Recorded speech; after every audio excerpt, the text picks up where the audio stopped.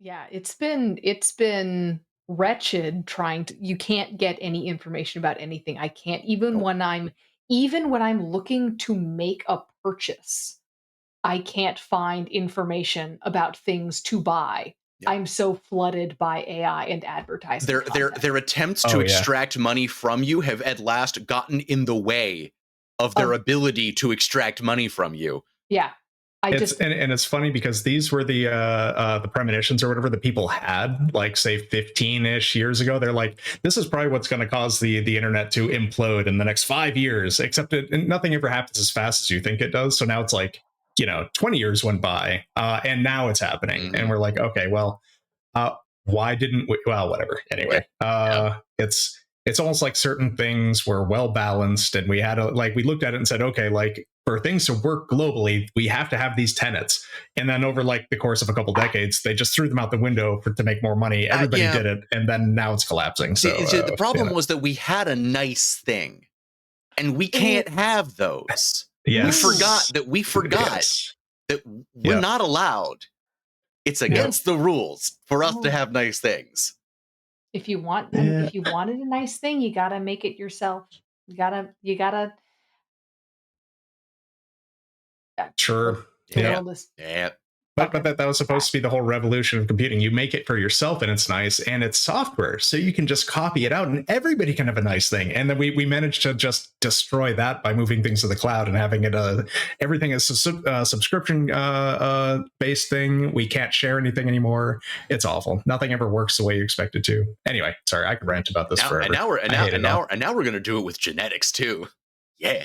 That's gonna be fine. I'm sure that's gonna be fine. I'm sure there's no ethical quandaries in that at all. I'm sure that's gonna be fucking fine. It's gonna be fine. It's gonna be On that note. Yeah. fine. On that note, Speaking of that is fine, Della. speaking of fine, Speaking of that's a fine and whole biohorror, if yeah. we wanna run a biohorror fucked up cyberpunk game at any point, I am in. However, that's not what we're doing right now. Right now, we're running a urban fantasy campaign called Thy Kingdom Come. Uh, yeah, welcome back everybody to Thy Kingdom Come.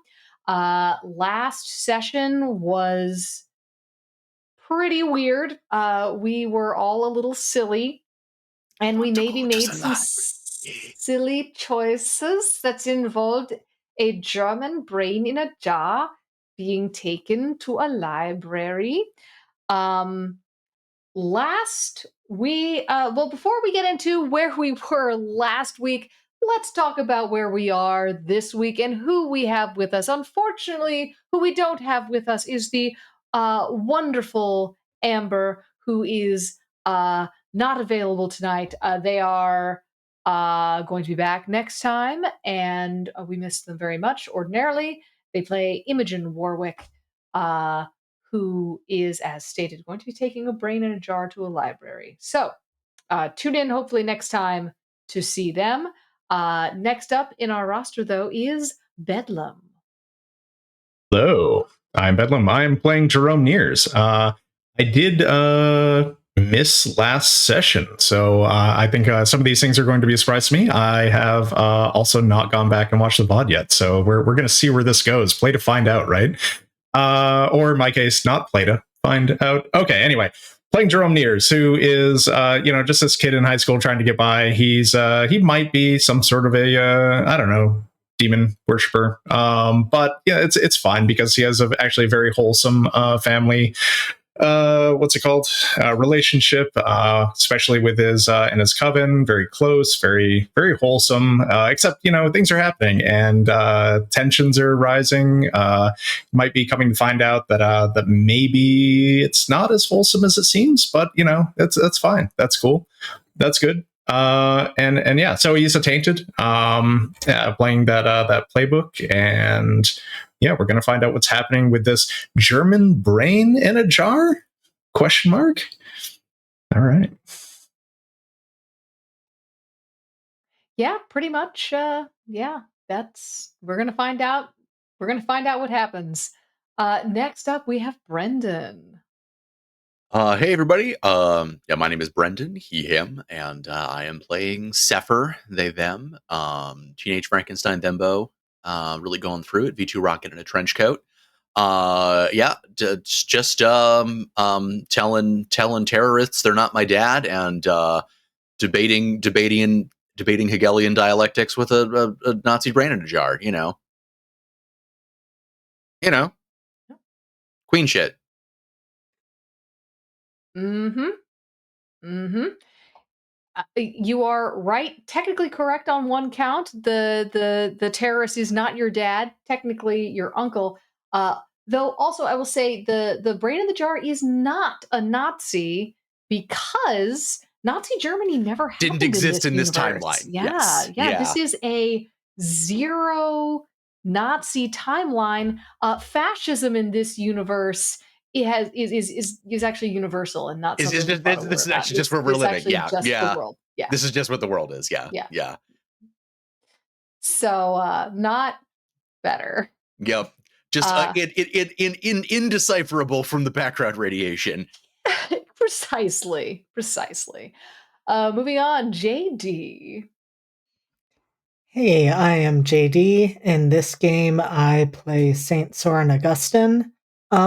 Soren's doing fine. Got riddled with bullets meant for Imogen last time.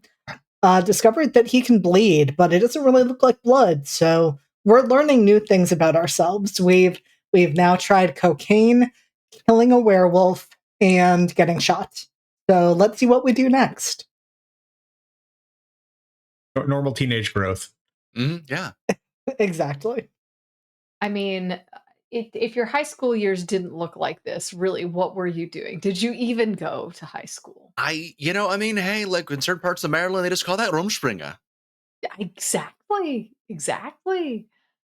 I guess I am Della, technically speaking. I think that's who I am today. I am Della. I will be playing everyone else.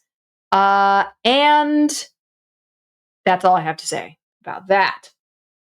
So let's get started. Last week was pretty wild, as stated. You all kind of wandered around for a little bit. Eventually, Sefer came back from their journey as a dog. Now they are possessing the body of Dusty, which is a new and interesting experience.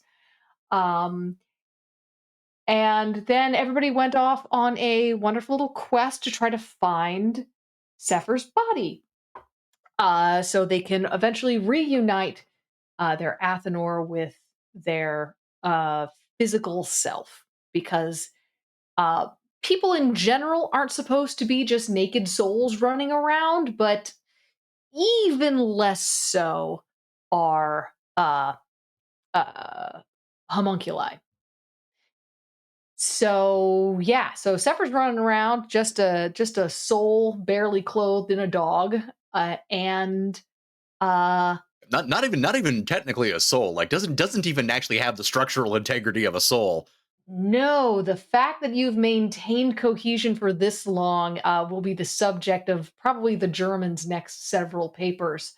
Uh, Speaking of the German, you guys found underneath the basement of the crab shanty on Route 40 a a series of under the basement you found a laboratory containing not a whole lot that you guys saw. Mostly it contained an angry man with a gun who shot up Soren, and a German brain in a jar who Imogen managed to negotiate with, and agreed to stop the shooting in exchange for a trip to the archives.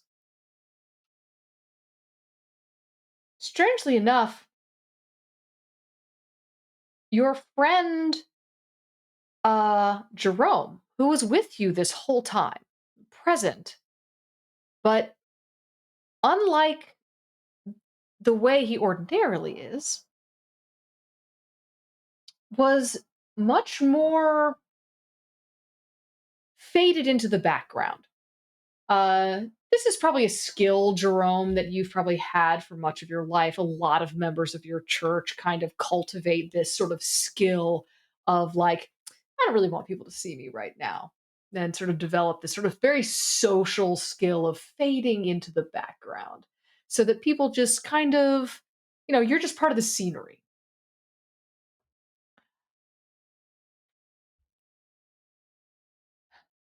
As a, how tall is Jerome? That's a good question. 6-ish feet, a little over. I can't remember. Shorter than Sefer, but taller than average. I think it was 6-ish feet, something like that. Okay. And very thin. Yes. As a 6 foot tall 14-year-old, very tall for his age, you often kind of stand out. You sort of loom. Um, but all of you have found that you just haven't really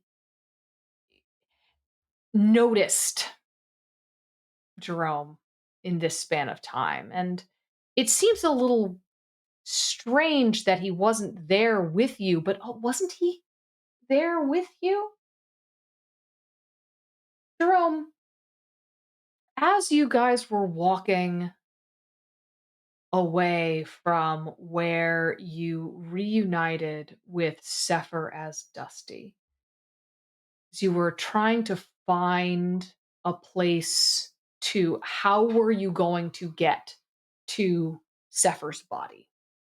Uh, this was very important. This was something that you were really invested in, partially to help out your friend and also partially to help out your dog. Like this is this is two of your friends who appear to be in trouble at the same time, who you can help out at the same time with the same action. That's seems like excellent economy. The last thing you really remember that you were really focused on was sitting down outside of the library. Not like the county library. Uh and being approached by some pixies. And then everything kind of goes fuzzy around you, and your mind is filled with a voice.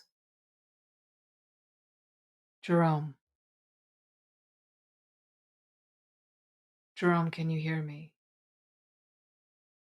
Uh, Ivy? Is that you? Yes. That's what yeah, what can I do? Where are you right now?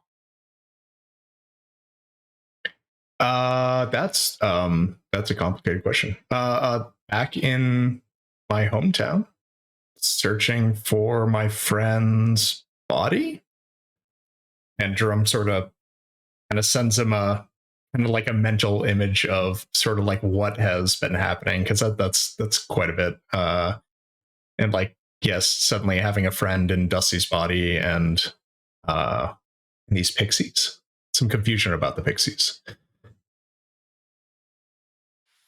Fuck.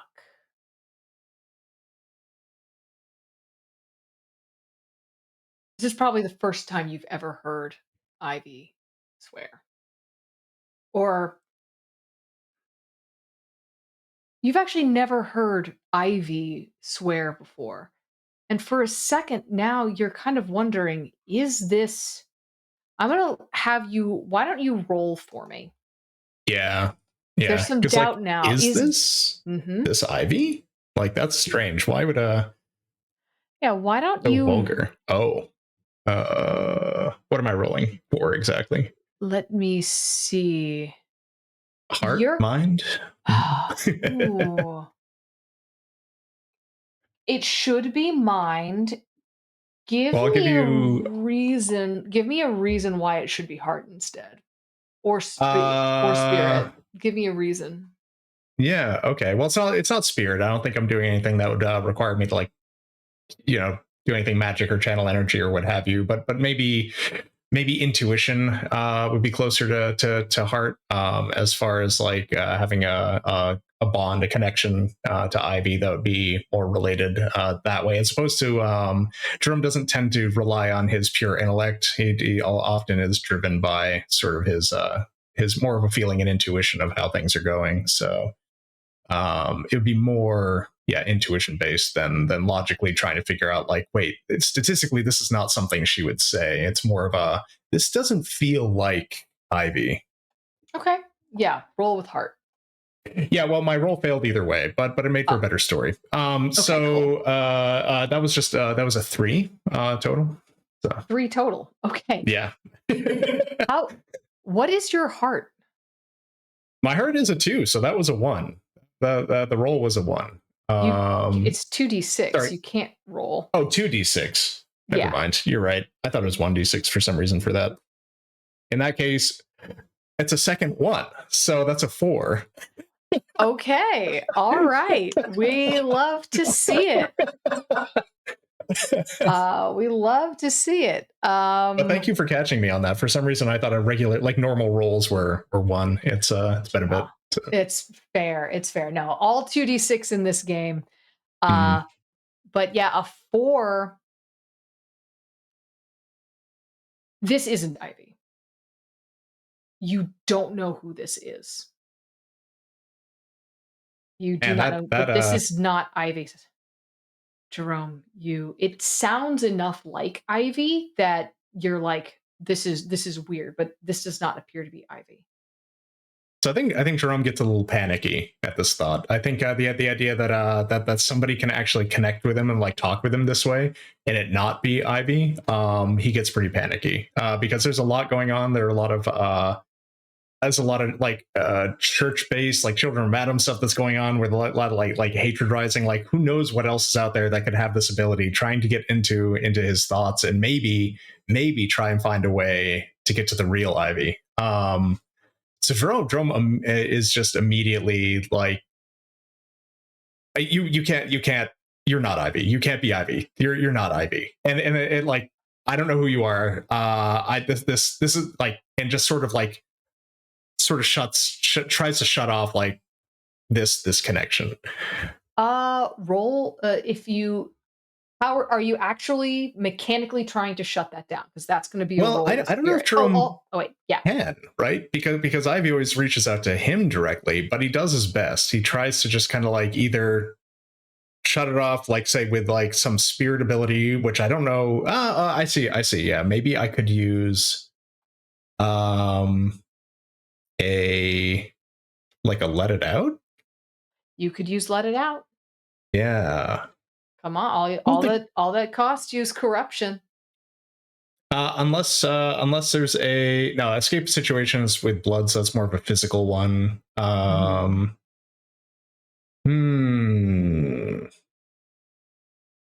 Okay. Well, yeah, no. Hey, I think Jerome's gonna panic. I think he's gonna try and let it out. I think it's gonna happen. So do it. So we'll do that. 2d6 plus spirit. Oh, plus spirit. That's right. Do I have a thing for that? No, I don't. That was the don't look at me. That's don't look at me. Oh my gosh, my rolls. That is also a 4 total. Okie dokie.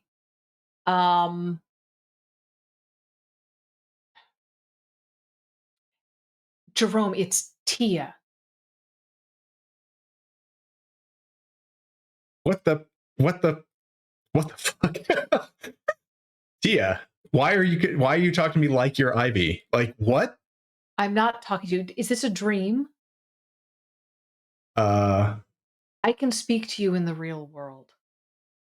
I can connect with everyone in the church. But I asked if it was Ivy and you said yes. What? She didn't. She just kept moving. I feel like Jerome thinks that happened then because he had a terrible roll. Yeah. Uh, Tia, Jerome, I'm sorry. You're new. You're young. You've had a your entry was you've joined the coven at a difficult time, a time we thought was going to be much less difficult. I am sorry. I thought you were prepared for this. You Oh my gosh. Where Tia, I'm are so you? sorry. I thought Ivy's the only one that's ever contacted me like this, and I'm sorry. I totally jumped to a conclusion. That makes way more sense. I'm so sorry. It's okay. I'm also stressed out and I just kind of kept running. I get it. I I am not at my best at the moment. Um where I again, you where are you? I'm getting some bleed through from your emotional content. What's what is happening? What is happening with your friend? I don't really know yet. They somebody sort of so they're somebody somehow captured their soul essence. I'm gonna say and like put it into they were in like some situation where they're captured and then they tried to get out of it and now they're in my dog and we're trying to find their body. I don't really know all of the details yet because this just happened, but uh yeah, we're trying to find his their body. Like Do you know who stole it? Do you have a name? I think they said they were the person was German. I mean, out of character. Does did was her name shared with Jerome?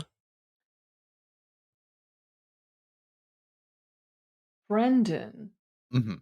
did you I don't I don't remember what was the brain's name again? No, just No, no, no, no, it no. wasn't you didn't know about the brain. At this point, you guys Oh, are right. heading there. You are in the process of heading there. Did you give them your uncle's name while you were heading there?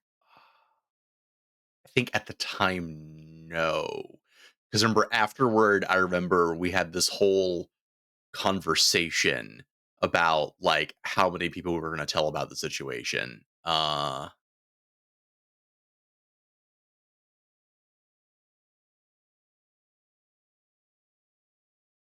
Right. Right. Okay. So yeah, you don't have a name yet. You know what you do know is Children of Adam. Oh, You okay. know Sons of Adam, Okay. but you don't know um but you don't have a name of anyone else. Oh, Like it's the a Sons of sort of Adam? I thought Sons it of was Adam. Sons of Adam. Okay. It is Sons of Adam. We keep going back and forth between those. Most things in this society, despite being really fascist and gross, gender is not one of the things they're fascist and gross about. The Sons of Adam are kind of an exception. Yeah. They're one of the few sort of explicitly gendered uh doodads in here. Hmm. So yeah, Jerome mentions that as well. Yeah, and I guess the Sons of Adam were actually involved in this somehow. Not really sure what their intent was with Sefer, but they seem to have the ability to uh capture some part of them and then put them into some other body, which then they were able to escape from. So I'm it's all very like I am not sure what's going on right now, but they're currently inhabiting Dusty, my dog, and we're trying to find their body.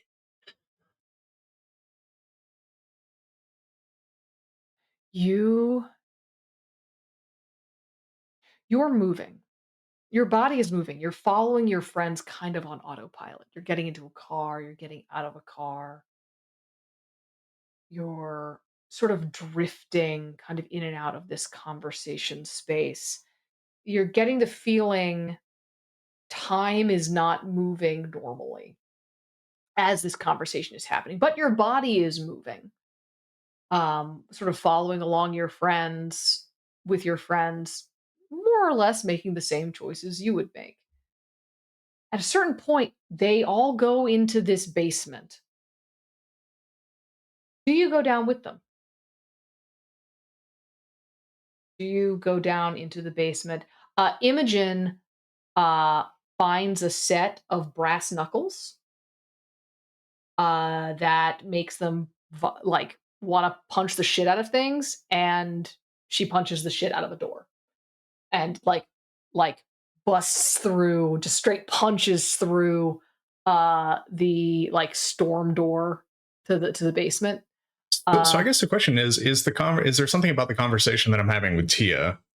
Is there some bit of that that might be more important than what's happening in front of me to go down in there? Because if there is some revelation or something that Drum would need to be involved in, like wholly with Tia, he would stay.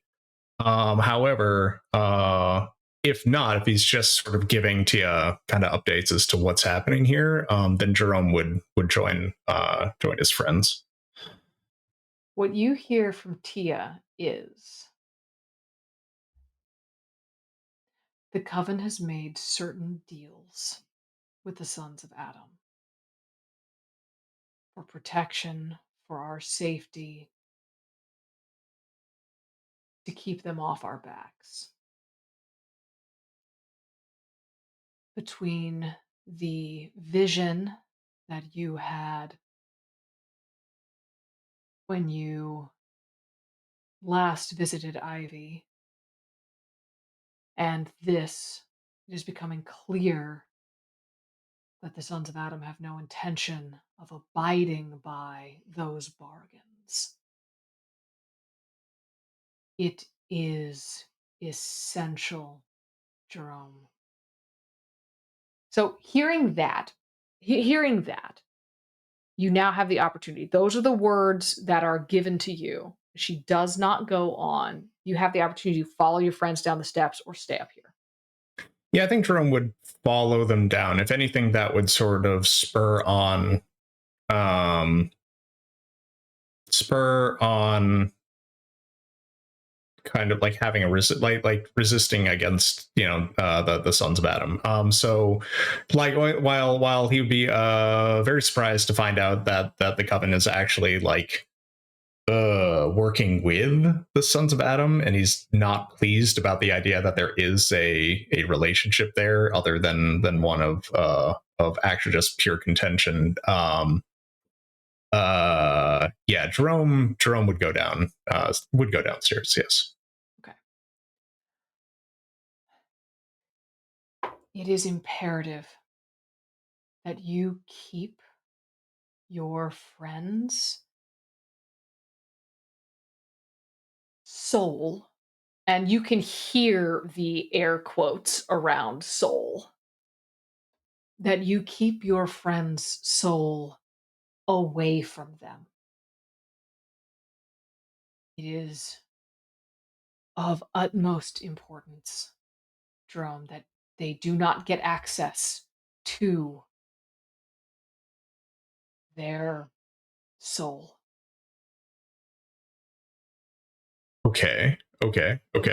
All right. I mean that makes sense. Yeah, absolutely.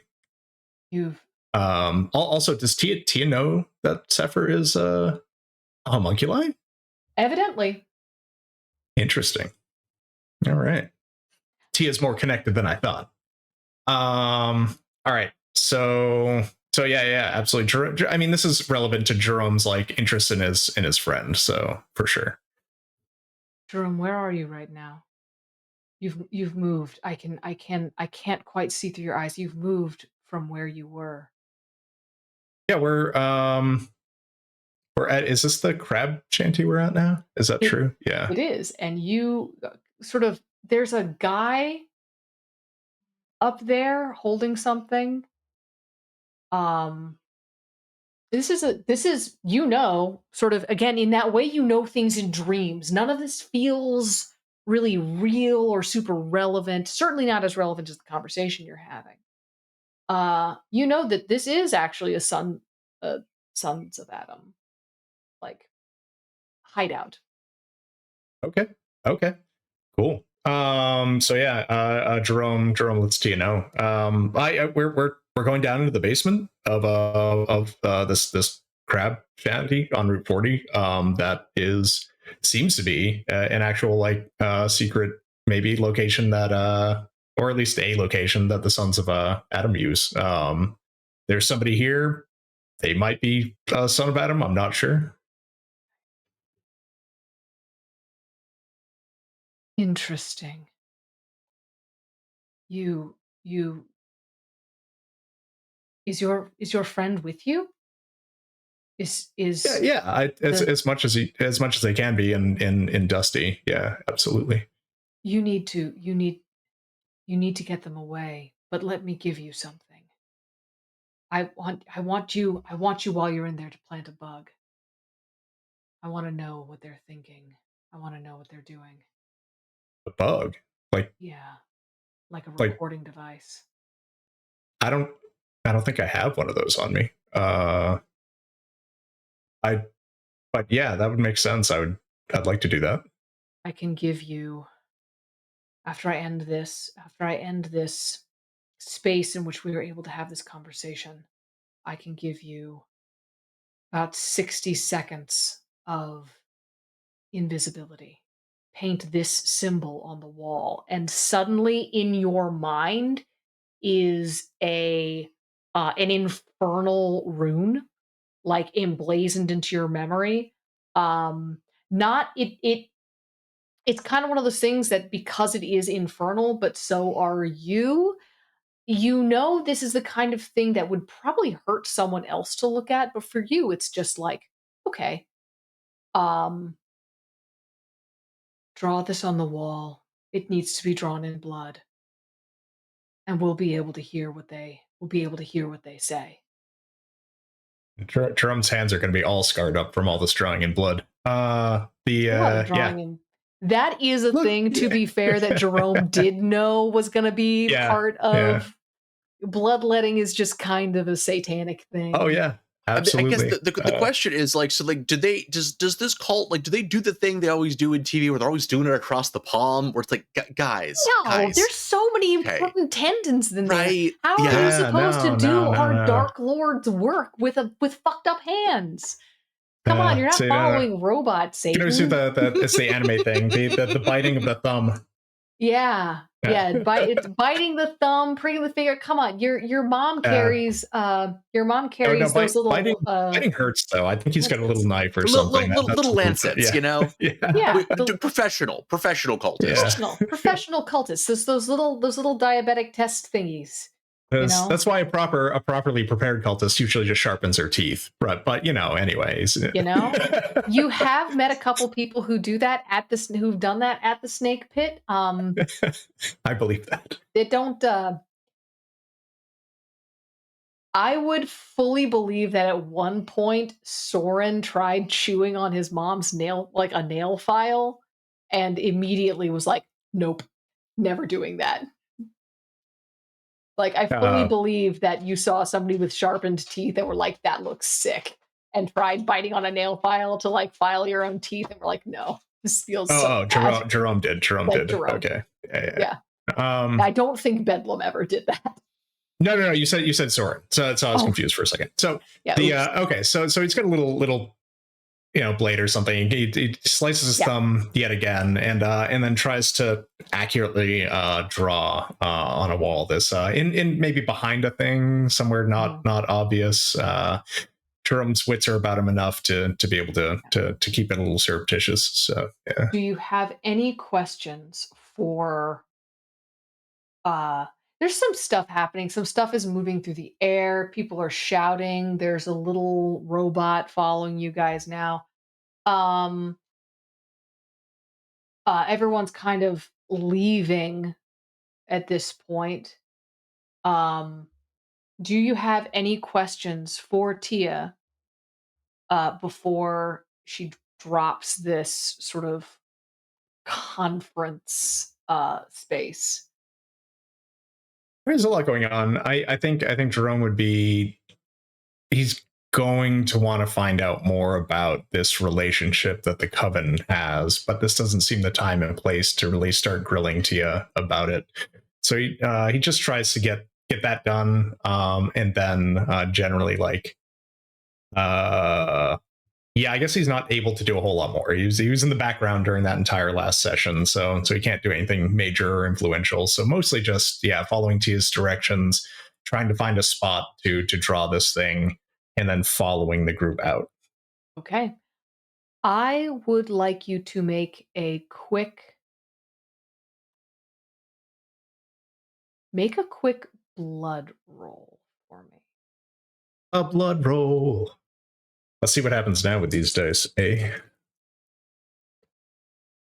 That is better. That would be a. Where's my blood? 9. A A 9. Beautiful. Love to Nominally see it. better. That's a lot better. Yes. One increment better than the last. Yeah. You come back fully into yourself, fully back in your body at the foot of the stairs. And suddenly you're looking up at the stairs you see Dusty and Soren walking side by side. And you see Soren kind of stagger and hit the wall, and you see 3 bullet holes in Soren's back, leaking black fluid, and you know that the person who shot him is behind you, still standing there. You look back behind you, his gun is pointed at the ground, his back is to you, he's talking on a walkie-talkie. That guy just shot your friend. Oh dang. Oh dang. What does, trying to remember what I might be carrying for any kind of a weapon. Well, we Does know you've got a Jerome, knife. that is true, or at least something small that I can slice a thumb with. But I thought he had something that he actually used for some sort of self-defense. Maybe not. Maybe when we went and fought the Sons of Adam at that house, I don't know if I actually had anything other than fists and then eventually a transformation. So I think but that's yeah, true. I'll unleash an attack on this person. Yeah, I'll unleash an attack. They've got their back to me. They just shot my friend. Like, Okay. Roll with blood. I'll roll with blood. That is a terrible roll yet again. That is a total of 4. Total of 4. Tell me what do you do? What are you trying to do in this moment? What does Jerome see is happening? I guess the biggest thing is to remove the person with the gun from the situation in which they could shoot again. So I would say Jerome is barreling at this person and just like jumping at them, like to try and knock them down, and keep them from firing up the stairwell again. Okay. I mean, the next shot could be Dusty and Sefer, so come on, like, dang. Yeah, they did not seem interested in doing that. So, but what do you do? What does it look like when you do this? Like, when I fail at it? no, when you do it in your mind, if you were gonna do it, if it was gonna work perfectly, what would it look like? Tell me what a 10 or above success would well, so spur of the moment, he was like, this was happening quickly, so their back was to me, so I would have just gone running at them and tackled them like around the midriff to like just get them on the ground. Then I figured from there I'd be able to like do more, maybe take their gun from them or start hitting them or what have you. But yeah, just leaping at them and then trying to use kind of the weight of my mass to just like knock them onto the ground.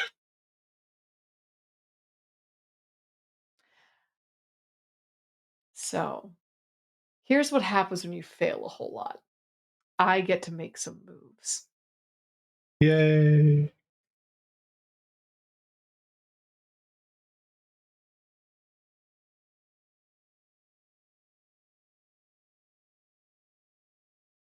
Hey, Brendan. Yeah. Where's a more, Uh-oh. we lost Bedlam. We did. Oh, wait. Oh. Nope. There's Back? Bedlam. Okay. We're back? Okay, cool. Brendan, tell me something real quick. Would it be, in your opinion, more interesting for consequences to happen from the Sons of Adam or from the Church of Ivy? Which direction do you think would be cooler? I see what you're doing here. Just out of curiosity, why don't we actually all take a vote? You got 3. We have space for a tiebreaker. I was gonna say, I mean, like we've been getting a lot of Sons of Adam action lately. I feel like we haven't really been dealing with the Cult of Ivy much. So I'm gonna actually vote for the Cult of Ivy consequences. Voting for Cult of Ivy. JD, what do you think? Cult of Ivy? Cult of Ivy, absolutely. Beautiful. Right. Then my vote is moot anyway, so which is as it should be because I failed so many rolls. You failed so many rolls. So here's what happens. You run up and jump on the guy, and you're big, you're skinny, you've got a lot of but when you're moving, you've got a lot of mass on you. So yeah, you're able to jump on this guy, sort of backpack him and like pull him down on the ground, which hurts, but not as much as you'd think. Because you realize, and you're for a second you're feeling really cool, but then you realize it's because a plate of bone has formed around your back and all around your chest, kind of like you're wearing like a breastplate, like a knight's breastplate of solid bone. And you you sort of crane your neck forward to speak in this man's ear while he's kind of still sort of too shocked to even struggle. His hand releases the gun, and you whisper in his ear in a voice that sounds like you, but you know is not yours. Keep your promises, child. And a spike punches from your chest all the way through his. Oh, damn. And then right back into your body, puncturing one of his lungs, pulls back into your body, and you throw him off of you.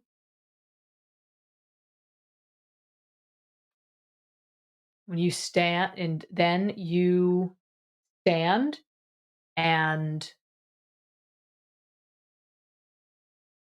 what? I think I continue. I think I continue standing there for a moment. Last time Jerome went through a transformation, he had still generally control, even though it was an unexpected thing. It was not like an entirely like gave up and became a puppet for somebody else sort of situation. This is a little new. I guess the whole bone thing, it was like, okay, like, damn, but like this is at least something like this had happened before. But the whole like losing control of his own actions that hit. Jerome stays standing there staring at this guy who just was like punctured by his own like bone weapon like that came out of his chest like that. It like shock. Jerome is in shock for the moment. So just against his own best interest is just standing there staring at this person on the ground, unsure what to do next, trying to process the fact that he just lost entire control and isn't sure like how this happened. Would once upon a time think that this was Ivy doing it, but is now not sure. And doesn't really know what to do next. So even if this person gets up off the ground and start like comes at him, like that might be what it takes to like break him out of the shock. But like he's just standing there. The guy on the ground has a sucking chest wound. So is really not even all that capable of screaming or shouting, but is kind of just like got one hand over the wound in his chest and is kind of like clampering around to try to clamp a hand onto the wound on his back. Uh, uh, but it is uh, uh, Yeah, Jerome is sort of watching. mouthing like, "Help, help." And in shock, Jerome stands there watching this happen, taking probably what is going to be years worth of emotional damage. So this is yeah, just yep, Mhm. standing there seeing this happen, realizing that like he caused this but didn't cause this, and doesn't know what to do. So Um, yeah, at a certain point, you guys are leaving, and you realize Jerome's not with you. You think he might still be down there. Uh, do either Soren or Sefer and Dusty go down to check on your friend, who you've sort of suddenly remembered? I don't think Soren does remember. I think this is likely happening when Soren is You are, talking with Imogen and gearing up to make a call to Sister Marie. yeah. So I think yeah, it does occur to Sefer, maybe almost in like the dusty brain, that is like, uh, hey, Poor guy. what?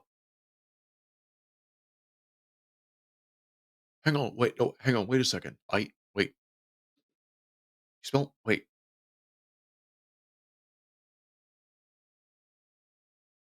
oh shit, it's Jerome. I forgot about Jerome. Jerome needs our help. I don't know if he's like in a well or something, but like, pretty sure he needs our help. You smell Jerome. You're not too far away from there at the moment. You smell Jerome. You smell fresh blood back down in the cellar. Mhm. Um, Work. do you go down there? You can I, talk. You can communicate. oh, I know, Like, I think Sefer Dusty is almost just working on instinct. yeah, yep. Do you head on down there? Yeah, Do you drag Soren with you, or do you yeah, just? Hmm? yeah. Yeah. Okay. Yeah, you guys go down there and you see your friend shell shocked standing in front of a man who appears to be dying messily, but trying to get to. You're not sure. Every time they try to take their hand away from the wound in their stomach to try to touch their walkie-talkie, they can't. Like he can't do it. Hey Della, Mhm. this is This about to guy get shot really you. this is about to get really dark and I'm not gonna apologize. Um because I think Soren leaves Jerome to Dusty slash Suffer and walks over to this guy, takes the walkie talkie. I think just takes the walkie talkie, moving it out of reach, but hooking it on his own pants. And then Soren would like just kneeling down to help this guy end it sooner and not suffer. I think he just kneels down to smother. the man. Hand over the mouth, pinching the nose. And it's just like, shh, shh. This is kinder than what you gave me. I Jerome want you to. continues to stare and watch this. I I want think you at this to. point, yeah, I think Sefer Dusty's just kind of like jumping up and down by Jerome. It's like, hey, Jerome, you okay? Hey, hey, hey, buddy, you okay? Yeah. Hey, Jerome is not responding. I hey, buddy, you okay? Hey, I want you to roll with blood and with spirit. Roll twice. Roll first with blood. You're rolling to unleash an attack on this guy.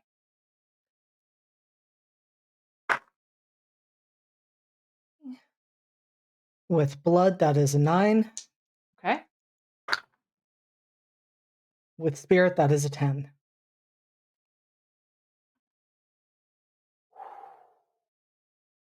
Okay.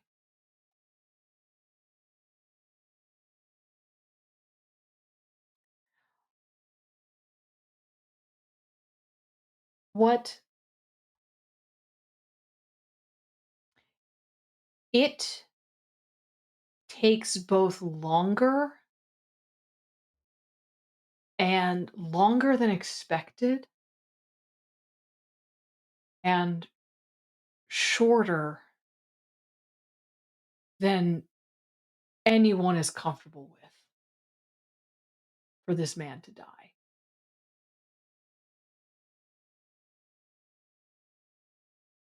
But he goes. Lung collapses. There's no way to clear out all that CO2 building up in his bloodstream anymore. The other lung cannot compensate, not with you assisting. What the pair of you see Soren do this. And then you both see Zeke, almost as if Zeke has steps out of the wall. And there's a moment, Soren, where you release your hands and Zeke leans over the body and inhales that final breath expelled from this man's broken lungs. You're healed. Heal 1 harm. This guy fully dead now. You guys are now at a murder scene. And there are,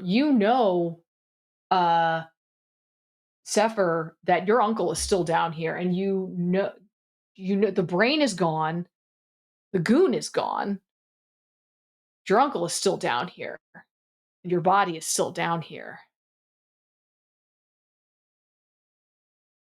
You don't know what else your uncle might have down here. It does not smell great to your dusty brain. And the other two of you are kind of aware enough. Well, Soren, you might be aware enough. I think Jerome is still pretty shell shocked. This is a crime scene now. This is a fully dead man. I think Soren stands up and just turns and heads towards the stairs and grabs Jerome's arm as he's walking by and just pulls Jerome after him.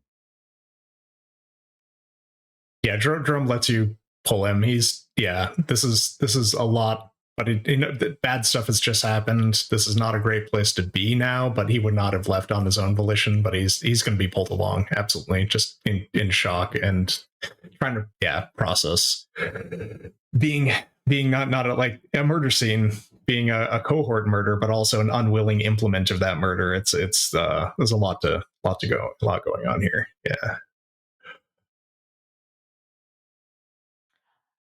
As you guys walk away, the camera is gonna pull back for just a second. As you guys, well, we'll hold off on that for a moment. we'll hold off on that for a moment. You guys go. You run away. The car. There was the Uber that had kind of brought you guys here. Has since left with Imogen and the German in a jar. Um, you know that they're all headed to the archives. Soren, you'd had a plan before all that happened. Um, but now you guys are just standing, um, maybe covered in blood, next to the crab shanty. Yeah, I mean, Where do you go from here? Jerome's definitely covered in blood, right? He would have to be. So the normal red kind of blood, maybe not the kind of black blood that's covering Soren, but Yes. actually, yeah, somebody else's. I was gonna say I don't know what Jerome's blood is like, but Yeah, this is all somebody else's blood. Your blood looks Yeah. normal. Like, yeah, I mean, you I was cut your just thinking that finger, through. I think so- yeah, you're right.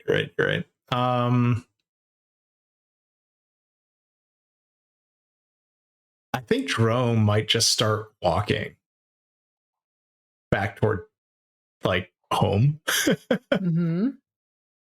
Maybe wordlessly, maybe looking to the other two for a moment before doing that, but just definitely in shock and sort of on, yeah, not having the kind of operational bandwidth to be able to like call or find a phone or figure out a better way to get from point A to point B, and just starts walking, covered in blood, down the road.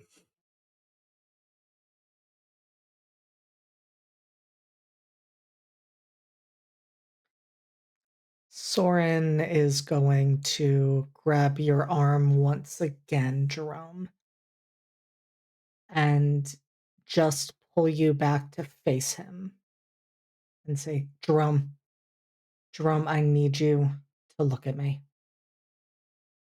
Okay? Jerome hesitates and doesn't make eye contact for a moment, and then does. Okay, that's good. That's good.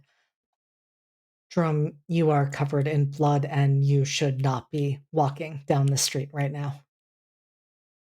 Jerome looks down at himself, just kind of realizing that, yeah, he's just covered in somebody else's blood, connects that it's somebody else's blood, and immediately just, he usually has a bulky sweater. It's now soaked in this stuff, and just like gets it off as quickly as possible. Doesn't know what to do with it, chucks it away. Like maybe over, like down further off the road somewhere. I don't know. Like, and just stands there, continuing to look at Soren. All right. Father Carl is coming. Okay? So we're going to have an adult, and it's going to be fine. Is it? Why is Father Carl coming? Because he's my guardian. This is Father Carl Chapek, who's a former hunter, Sefer's dad, and Soren's current guardian. So not like not one of the priests at the church. Yeah, for some reason I thought it was a priest of the church, not no. Okay. Legit, I thought. Got it. Yeah. Jerome, Thank you. Jerome is scattered enough right now that he also might not be putting together like, those pieces. Father Chapek, what, who teaches geometry? Like what? Yeah. I was thinking about the what was it, the guy that Jerome had originally tried to talk to get Chicory out of like Sunday school stuff, right? What's his name? Yes. Like guitar guy's boss, effectively. He has a name. He's in my list. Father something. Father Anyway, Guitar that's who Guy's I boss. thought it was. Yeah, Father Guitar Guy. Yeah, absolutely. I guess we could look it up, but either way, it was a different person. Yeah. Anyway, so okay. So I think Jerome just sits down on the ground.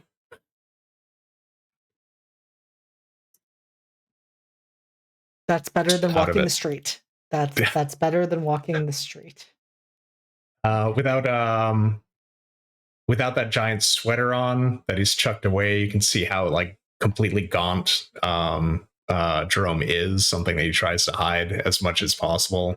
He's got a hole through the t-shirt that was underneath where the bone had like burst through, and he's just dejected and just sitting there kind of like slumped on the ground.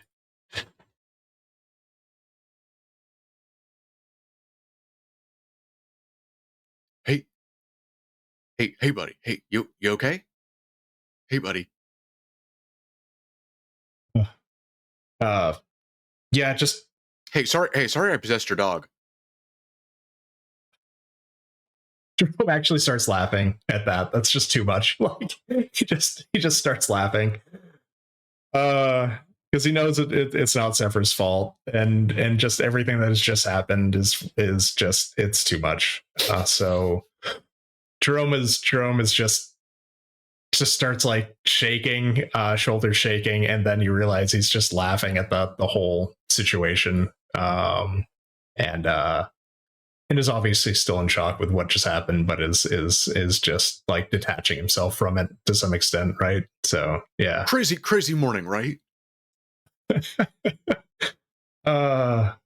Yeah, I don't know what I'm gonna do. That I don't even know what just happened. I'm Why are you in Dusty? So, like, there's this whole thing with, the sons of Adam kidnapping me, and they're trying to use my body for something, and they separated out my Athenor, and they put it in a little guy. They put in a little karate chop action figure man. But I didn't want to do that, so I decided to roll those dice and just chuck my. I broke the shem, and so I just kind of untethered myself and let myself be sublimated into the great void. Um, and I ended up in Dusty. Um, Hard to say why exactly. Probably there's kind of a kind of an as above, so below kind of sympathetic resonance there, and also like from a more abstract standpoint, there's the fact that not that animals don't have souls, they're just simpler than human souls. I couldn't coexist in a body with like a human soul. That wouldn't. No, they would die really fast. And I don't. Dusty will be fine for a while, though we should probably get me out pretty soon. My Athenor is definitely starting to experience some thalamic decay. And that's not good. And that's not good for me. That's not good for a dog either. Um, Jerome continues laughing, just at how verbose Sefer is at a question that had nothing to do with the how we got here, but like why. It's just laughing. Because this is normal again. This is their normal interaction. And this is yeah, no, we gotta find your body for sure. I'm gonna actually ask, does this qualify as a moment of intimacy between the two of you? Might, yeah. yeah, honestly. I kind of feel like it does. Like Yeah. we don't have this game does not have a like the help a friend move. Yeah. But it does have moments of intimacy. So what are y'all's intimacy moves? Great question. Okay. Ask them. Okay. So, all right. When you share a moment of intimacy with another person, ask them to an invasive question about being human. If they answer the question honestly, mark redemption. If they deflect the inquiry or offer falsehoods, they must give you a debt. And I'm still trying to find where my moments of intimacy at the are very listed. top of your sheet under drama moves. Oh, drama. Page. There we go. There we go. Oh yeah, mine's a lot less complicated than that. It just says when you share a moment of intimacy, physical or emotional, with another person, they give you a debt that they hold on someone else. Interesting. So I give you one of my debts, basically. Yeah. Yeah. So Okay. what What do that's I got? What do I got here? Uh, a debt that someone else owes to me, I give to you. yes. Yeah. Okay. Yeah. I read it. Uh, well, the only person who owes me debts is you. So Yeah. That essentially Sounds means you like you free forgive me. I mean, I our guess debt. Free Yeah. me of a debt. clears Yeah. a balance. Yeah. Sure. So you currently owe me 2 debts, and I basically I clear one, basically. Mm-hmm. Okay. This moment of intimacy, I have a little less debt that I owe you for that time that you saved me from what's his face who had it coming. John Snipe. John Snipe. Thank you. Yeah. Uh, Save that. Fantastic. What is your invasive question about being human? I guess just being, and given all of this, all this sort of like free floating logos that I am right now. I just uh, I gotta be honest. Like now that I'm kind of starting to just like forget what it was like to like just like have just like a regular body, and and then I was thinking about that and realized that I've never known what it's like to have a regular body, like a body that isn't too long, a body that isn't you know designed, that isn't built for a specific purpose. What is it? I what is it like to not have a purpose? I want to know. Oh, drum. His laughter starts to trail off, and he starts thinking about this. It's Sefer. I'm not sure if I can answer you. I don't have what you look at me. I don't know if I have a normal body either. I don't know if I've ever not had a purpose. I've been raised since I was as long as I can remember to have a purpose, and I'm this is new to me too. I'm starting to not have the same purpose that I had even 2 weeks ago. I don't know either, and it scares me. I don't know where we're gonna go from here. I don't know what's gonna happen. You know, I bet my body's warmer than yours. I don't know. But I think that's why we're friends. Maybe none of us are normal. So I wish I could answer you better. I wish I could. I think it would be nice if any of us knew what normal was. Actually, most homunculi tend to run on average 3.5 degrees hotter than most humans, but honestly, I appreciate the vulnerability and I appreciate the honesty. Uh, your momentary expression of existential dread makes me feel a lot better about the existential dread that I feel on a constant basis. Yeah. Yeah, I hadn't thought of it in terms of existential dread, but that's true too. That's true too.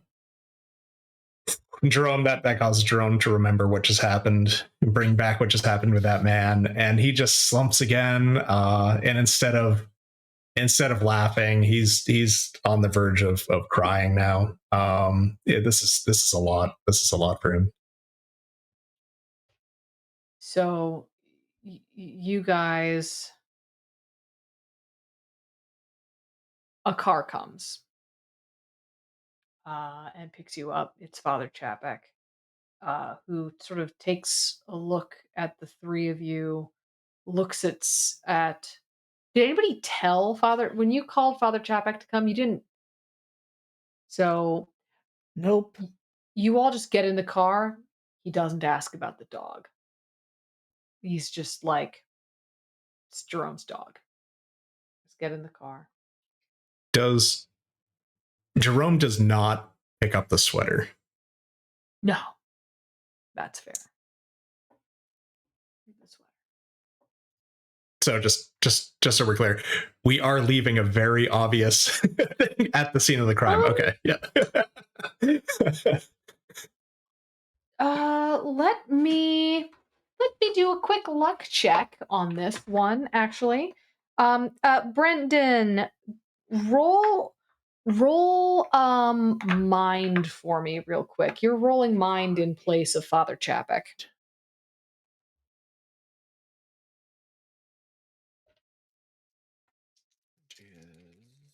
I guess a 10, actually. It's a 10. Okay, at a 10, he definitely sees it and picks it up. Sort of sees it, sort of like looks at you, looks around, sees your sweater, walks over to pick it up, feels it covered in blood. The big hole in the front of it. I don't think he gets that far. He's not like shaking it out or anything. Just sort of picks it up from the ball it's in. He's like, oh, that looks bad. Better not wave that around like a flag. Yep. Sort of picks it up. You see, holds it relatively gingerly in one hand. He shrugs out of his jacket, wraps his jacket around it so that it's not dripping, and gingerly places it in the trunk. You does not hesitate for very long before he does that. Pulls out some wet wipes, also from the trunk, cleans off his hands, takes them over, when he gets back in the driver's seat, passes them back to you, Jerome,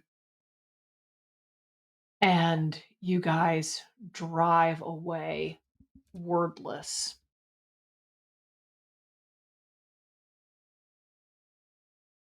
For a moment, things are still.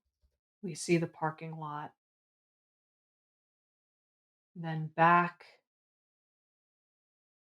in the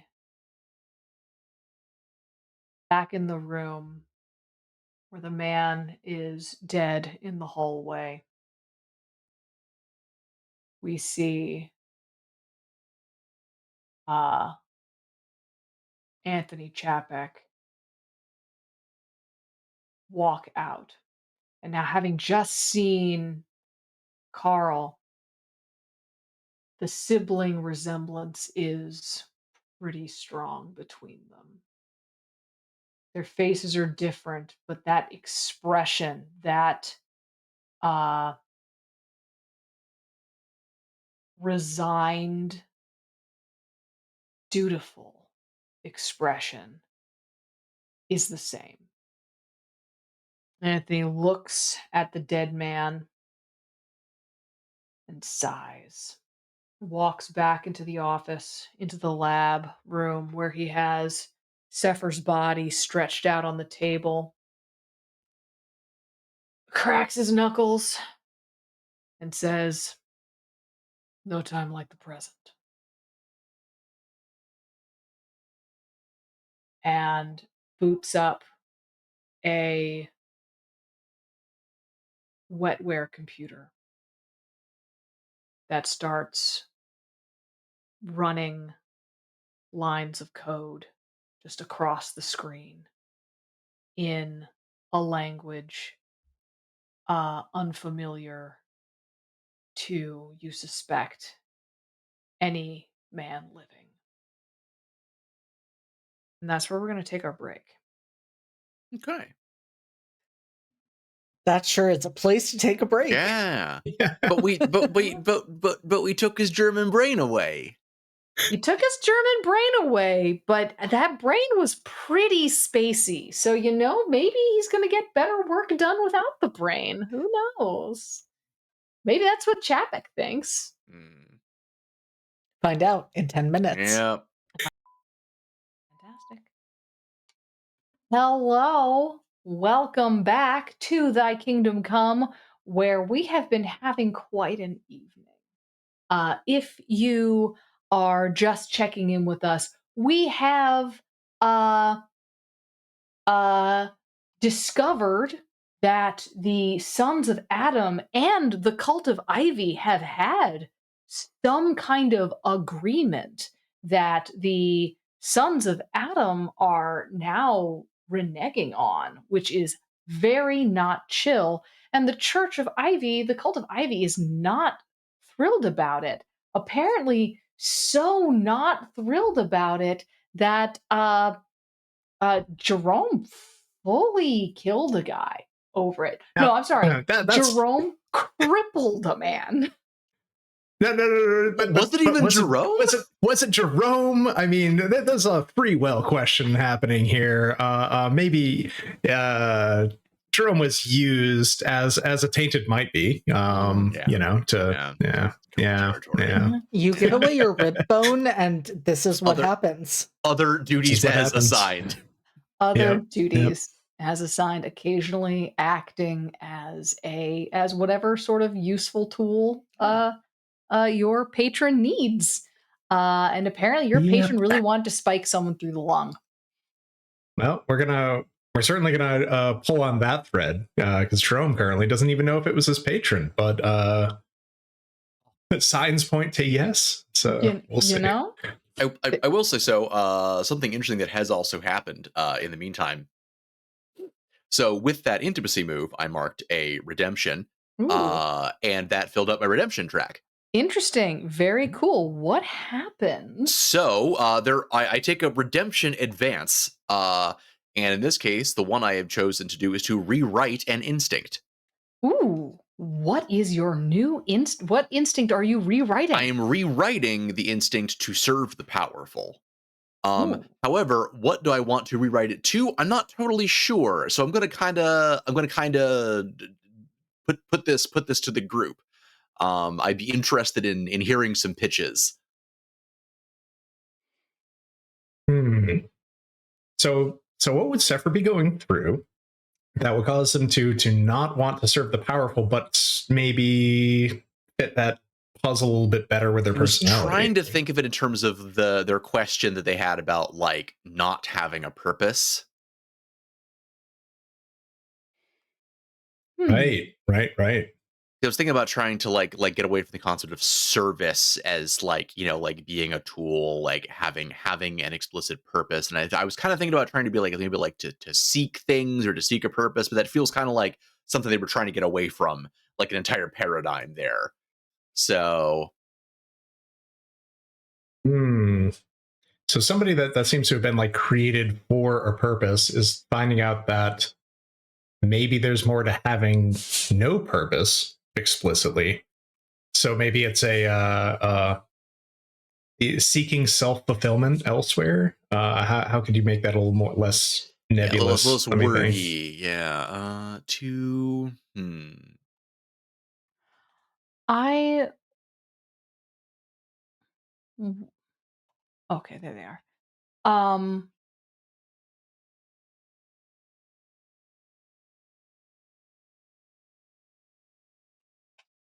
I can see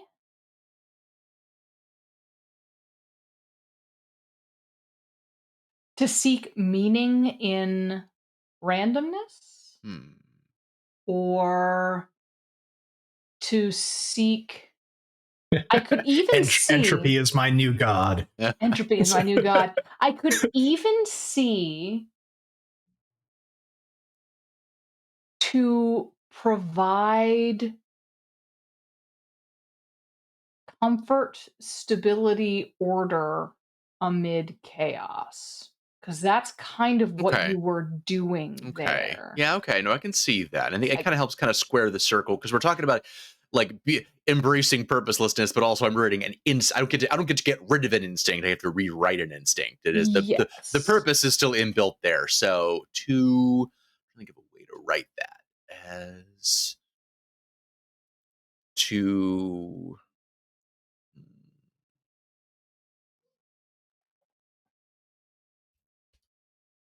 hmm.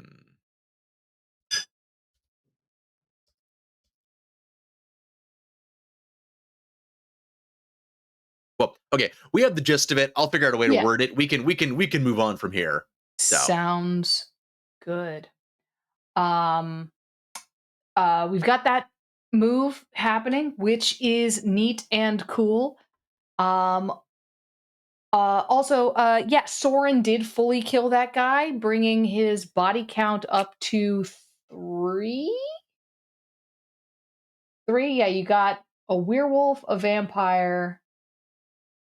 Wait, 2 werewolves. 2 werewolves 2 and werewolves and this guy. this Okay. guy. Yep. And did fully kill that guy. Also in the car. Sefer is still in a dog. Their body is still in a thing, and someone, your uncle, is running some kind of computer program on it, and you don't know what that's about. Yeah, so we come back. You guys drive in. Father Chapek says nothing.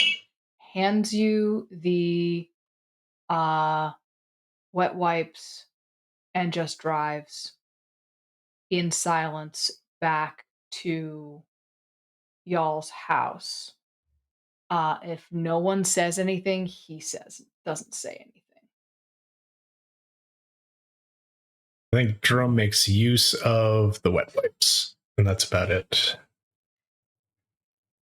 When you get inside, Sister Marie is you don't see her. You guys get inside. He locks the door behind you. He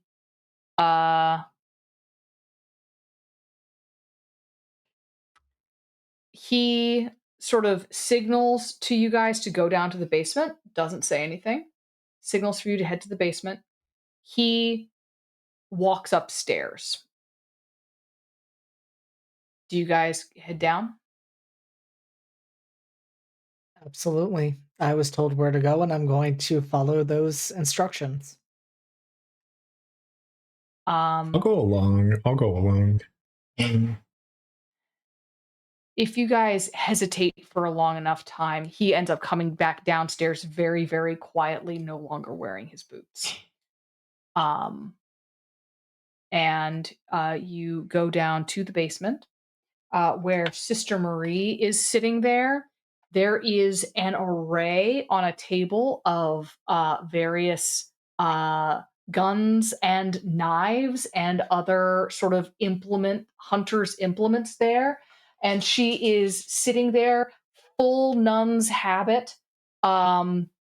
She has a rosary wrapped around one hand, and she is loading bullets into a clip when you guys come downstairs. Oh, hi. Hello, Soren. Hello, Jerome. Has Sefer, Hi, ma'am. have you guys found Sefer? I know you guys were looking.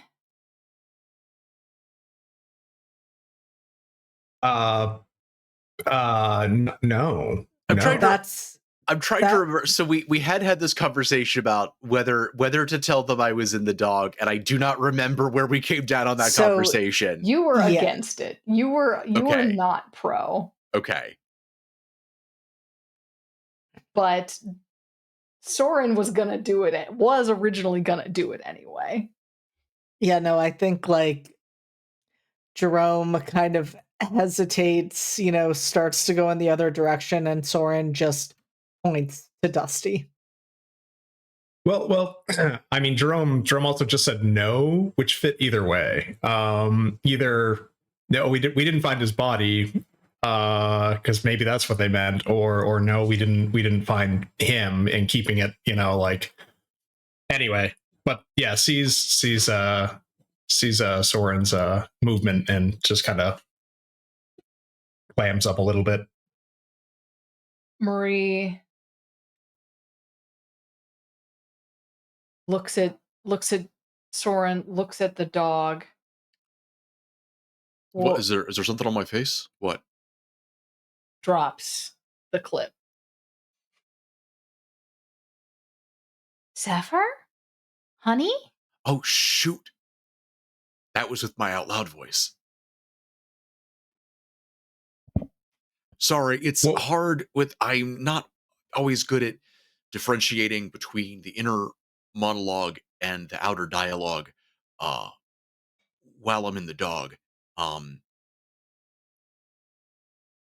Starts saying Hail Marys, starts full, starts doing like some like series of prayers, like actually gets up and like starts like walking around you, like dips her fingers into like a little holy water sensor and starts just flicking water at you I, a little bit. oh Like, no, no. Oh no, bath. Don't like that. No. like, why are you in a dog? How did you get there? Oh What's happening? well, I so it's oh gosh. Okay. Yeah, this wasn't why I wasn't going to say anything. I didn't want you to worry. Uh She's gonna point to the table. You weren't gonna say anything?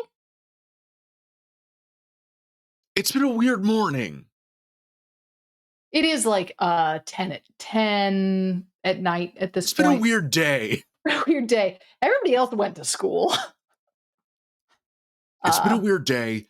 I'm sorry. And I'm sorry. I didn't mean to snap at you. I just like I it's been a I well, I'm okay. Um I can explain. Uh so uh Uncle Tony's in town. Uh we were aware. so yeah, Gestures again at the guns on the table. so yeah, yeah, him and his German brain kidnapped me. Um and they took my Athenor out of my body, and they bound it into a little guy, just a little karate chop action figure guy, bound it with a shem. And they're gonna do something bad with it. And I decided that I was gonna try to make a break for it. So I I did some train physics about it, and I uh I throat punched Uncle Tony, and I decoupled myself from the little guy, let myself be sublimated into the great void, um, and through a parasympathetic connection, I ended up uh, taking up residence in Dusty, um, temporarily. Just because like the whole like we can't have two souls cohabitating, but like like Athenor is kind of like a weird sort of self-perpetuating equation of logos and pneuma, and but so it'll and wanting for like a true containment mechanism. A dog is fine for now in the grand scheme. Okay, I am concerned about what this is doing to Dusty. Um, we should probably get my body back pretty soon. When you say I'm concerned about what this is happening to Dusty, you hear Father Chapek starts coming down the stairs in his shoes, and it's just like you hear him shut the door, lock the basement door, just come down. It's like pretty sure this is how we first got werewolves, sharing souls, soul mixing stuff. No, no, no, no. That was a curse. That was a curse. Pretty sure it was a curse. Uh, so Tony Tony put you in a little guy. Now you're in the dog. Tony still has your body. Uncle Tony still has my body. Yeah. Okay. which is what I meant when we said we hadn't found Sefer yet. Yeah. Right, right, right, right, right, right.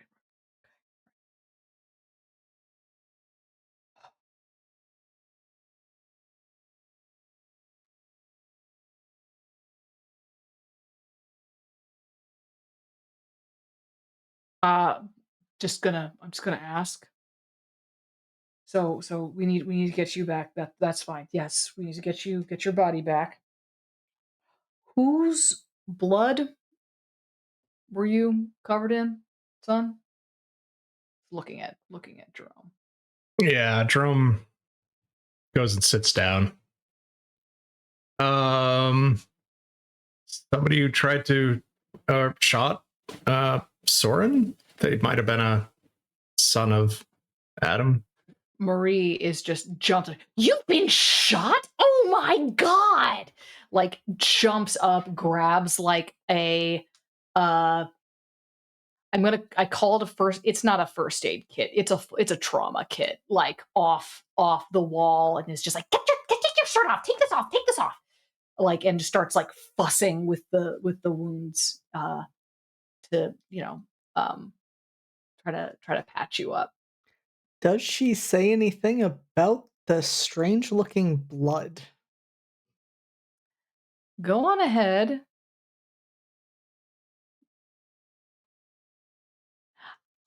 Think for a couple seconds about, I will let you roll mislead, distract, or trick, but you have to tell me how you think you're gonna do that. Jerome, uh, Father Chapek sort of just look at you, nods. All right. Is he dead? Jerome unwillingly or just automatically looks over at Soren and then looks away. Yes. Okay. Okay.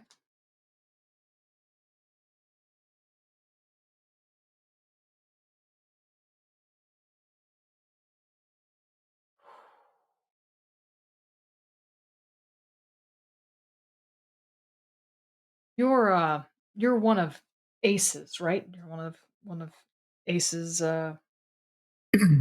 Ace's guys. uh yeah. Yep. Okay, so you can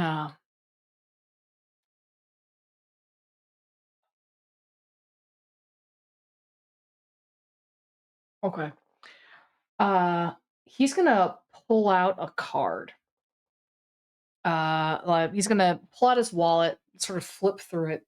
He's gonna pull out a card. You've seen these cards. It's one of Ace's cards. So it's it looks just white. It looks fully blank. Um until you like breathe on it. You have to actually like breathe on the card.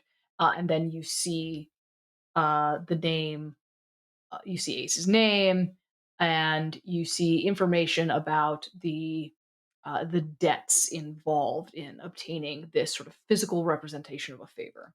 These are kind of exchanged as sort of currency among uh, um, not really done among the people who are actually like part of the cult, but when like cult members are dealing with non-cult members, sort of as sort of a currency exchange to make sure that people the uh outside Ace's church aren't taking advantage of the people inside the church since they are addicts. This is a way that they can't just be like, "Oh yeah, I've got a business card that says your boss owes me a favor and you're going to do that favor for me." It's a very, very specific favor owed by the church so that people can't like try to snow the drug addicts. So he has this and he says,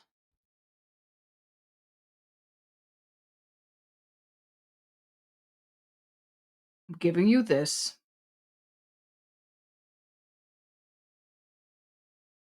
This original favor is for actually for the sanitation department.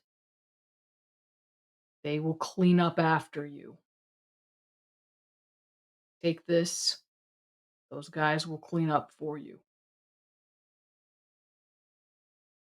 Oh, okay. Uh, okay. Thank you. And Jerome takes the card. He looks at it like trying to figure out how he's supposed to use it. How he's supposed to. Do I just call? Do I just call them? Father Chapek will be like, "Oh yeah, yeah, yeah. You breathe, but you breathe on the card. A phone number will show up. You can call that number. That'll take you to it'll take you to Billy over at the sanitation department, and yeah, just let him know. Oh, Let him know that you're okay. calling in. You're calling in a debt that he owes. That Can he I owes Ace. use your phone upstairs? Yeah, yeah. Uh, Go ahead. Actually, he gestures. He points to there's one like on the wall, right there, Oh, down okay. in their Okay. little ready room.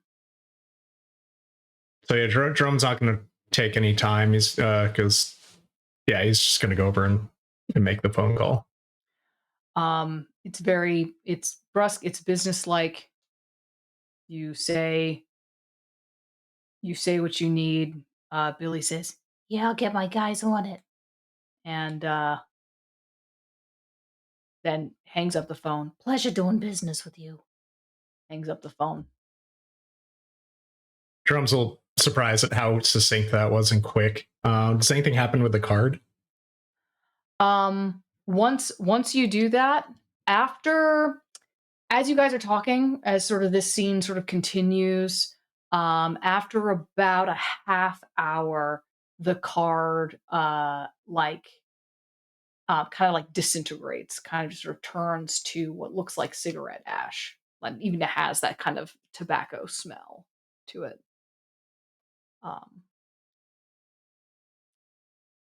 Hey Della, I miraculously succeeded in that role. Not well, but I Ooh. did get a 7. What did you roll? I got a Oh, 7. Yep, mislead and I distractor think trick? yep. And I think what Soren does is he was taught by his parents to be a very good actor. And even though he can't feel anything, he starts panicking. He starts crying as much as he can cry and just being like, "It was so scary. They had guns. I was so scared that Imogen was about to get shot, so I jumped in front of them. They were doing something with Sefer's body. I don't know what they're planning something. It sounds really bad, and I've never been shot before." Okay. Okay, pick 2.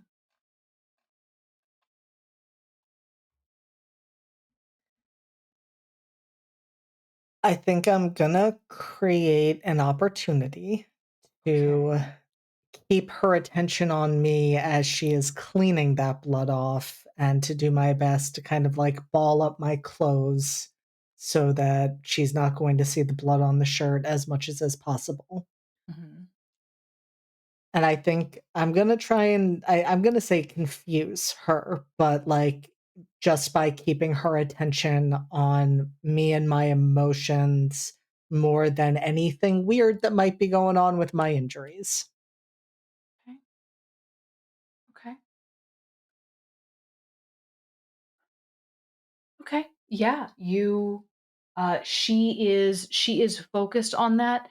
I forget how open is Soren about his trans status? How open is he about his transition? Very. It was Okay. like 90% of his platform as a saint was the Right. fact that he was transgender. So, Okay. yeah. Okay. The fact that So he has a binder is not going to come as a it's surprise. not going to come as a surprise. Cool, cool, cool. I think it only the only part of that I think she uh absolutely she buys it fully. That this is just so distressing, that this is so upsetting, and yeah, she is uh and what she does, she's sort of shushing you, she's sort of trying to talk you through it and says, yeah, it's really upsetting. It's really scary the first time you get shot. It's and you really hope there's never going to be a second time. I remember the first time I got shot. You've been It shot? was bad. Well, not often. I've been shot Not at. often? Well, I've been shot at a lot. If you get shot often, you stop being a hunter very quickly. Uh, but yeah, it's scary. It's scary. But you've been very lucky. You've been very lucky. These are not deep. These are not bad. Um, it looks like whatever they shot you with wasn't meant to kill you, which is good. Which is That's really good good. That's because what we want. I mean, we don't want to be shot. We don't I never want that to happen no, again. I didn't no, realize they made non-lethal machine guns. Sefer just kind of says, like off in the corner to themselves, whether or not their mom actually notices it or not. I'm Sefer now. Mm, It was a 7, so I feel like this tracks. I'm gonna need you to roll get in the way, or either lend a hand or get in the way. Mm-hmm. Roll with your with roll with night. There we go. Are you wild, JD? Are you wild or night? I'm Knight. Okay, yeah, roll with night. Roll with night. Okay, let's roll with night. Okay. Does it matter if it's marked or not? No, just Okay. roll with what you have in it. Oh, by the Let's. way, the two of you should mark the factions, each other's faction, for your intimacy move. Okay. Jerome, you're also wild, right? All right, we're I'm both wild. wild. Yeah. Yeah. Yeah. Wow, I'm crazy. Wild and Sweet. crazy.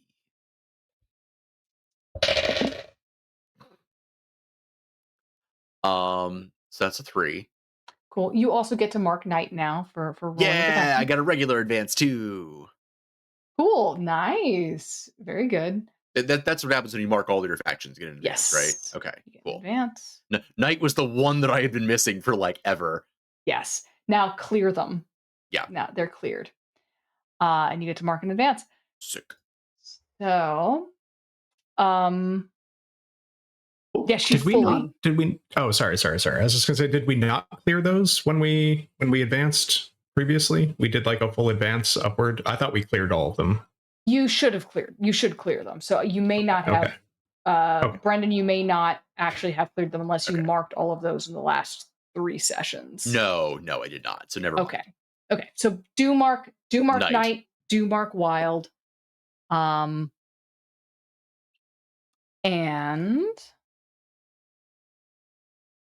yeah, no, she hears you. She's a machine gun.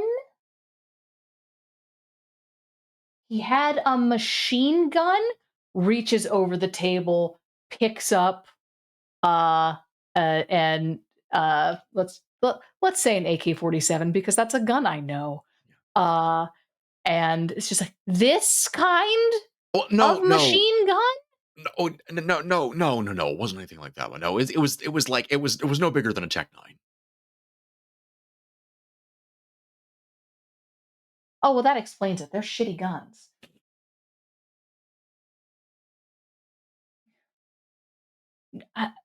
Saved. She does. I do not think she says that. She thinks she's just still sort of saying, how?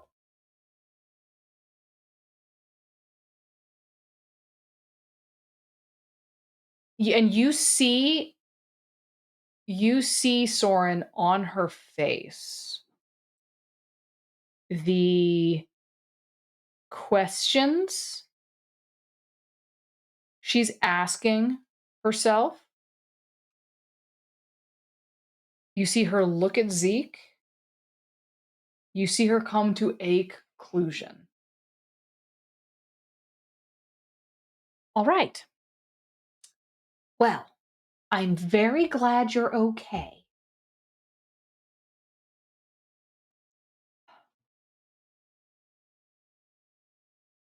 What you kids did was very, very dangerous. I think, as is obvious,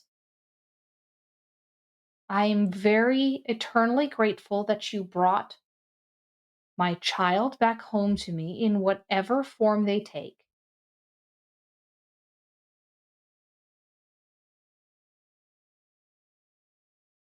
Do not, don't go after the children of Adam. Don't go after the sons of Adam without backup. You have backup. You don't need to do this alone, kids.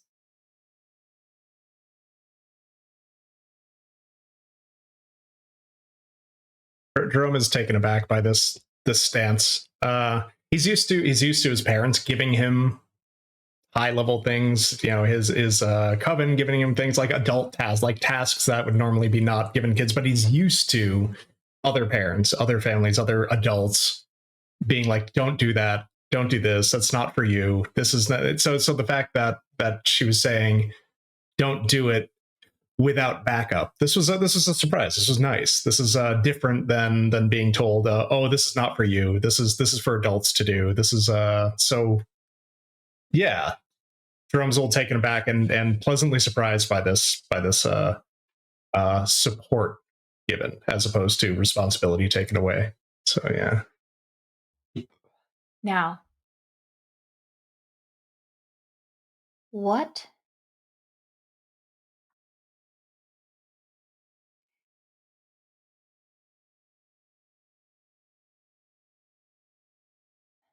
you two tell me what happened in as much detail as you can. And while the two of you are talking to her and sort of going over everything, we're going to move over to, uh, as you guys are doing your recounting, we're going to move over to Sefer, who Father Chapek has sort of called you over, um, and uh, is sort of sitting in a chair looking at you, not really like looking at you, kind of sort of looking off, sort of to the side. Says, "Do you know? Did you talk with Tony?" Yeah, we talked some. Okay. Did Tony tell you what he has planned for your body? He was talking about trying to start over, in like a cosmic sense, in uh, like do do creation over again.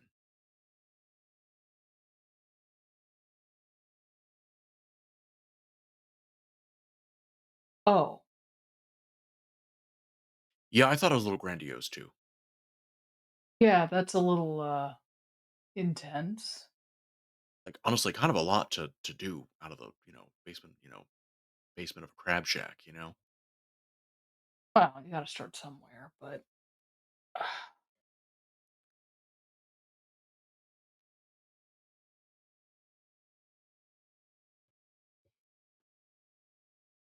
I've uh I've put in a I want to call in Dr. Thesiger. I think she'll be able to help. You said they had a brain in a jar? Yeah, uh, the German, um, first name, the last name German. Okay. Also, I guess more of a kind of brain like plus like a whole spinal column on Oh, on on on a little RC car. that's really really? Okay. All right. All right. All right.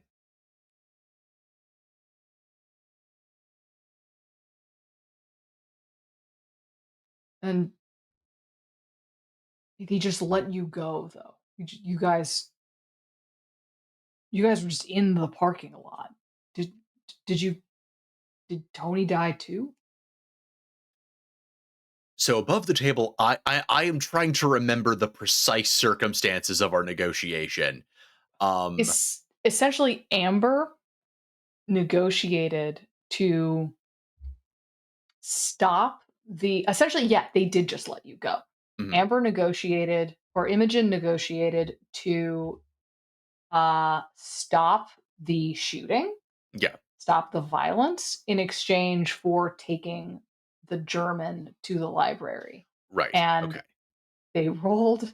Amber, I yeah, think, got a 12 or a yeah, 13 on that roll. So there is no reason that should have worked. But you know what? When somebody gets boxcars on a roll yeah, like that, we play to find out. yeah. All right, then in that case, I will relay those circumstances. All right. All right.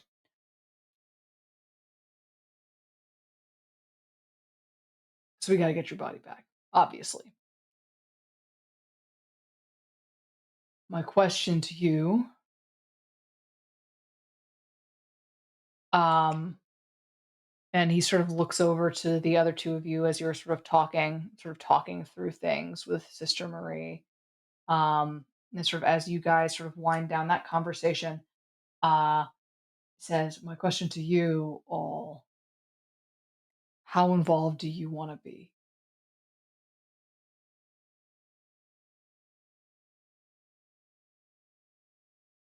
In getting Sefer's body back, I mean, I'd say we're already pretty involved. Uh, You're already involved, but you've been through a lot. You could just go home. well, Marie and I are good at this, and I know how Tony thinks. uh, Jerome seriously considers it for a moment. The idea of being able to disconnect from everything that just happened and go back home and maybe talk with his parents about some things that are happening. But now he straightens up. We Sever's missing is their body right now. They need their body back. We don't know how long they have.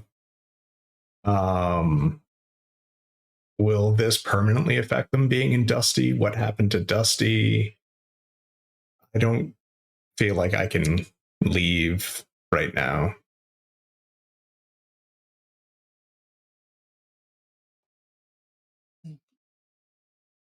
He's gonna look over. He's gonna nod. He's gonna look over at Soren.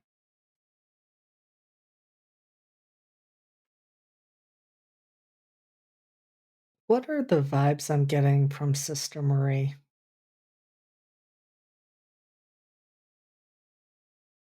Roll heart.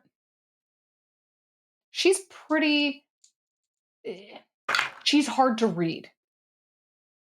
No, what'd you get? A 3. 3. Yeah, she's really.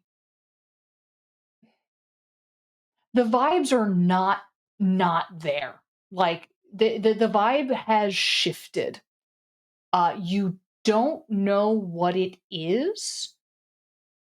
You can't. You can see what it isn't. She's not afraid of you,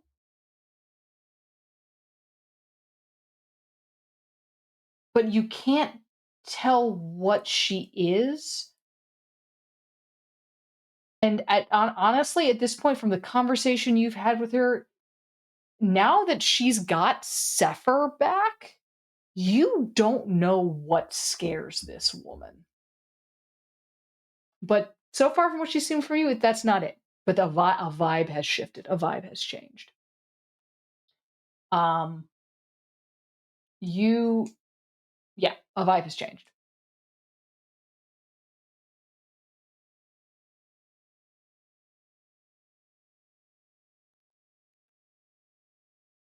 Then I think Soren is going to be just kind of looking back and forth between the two adults and just ask,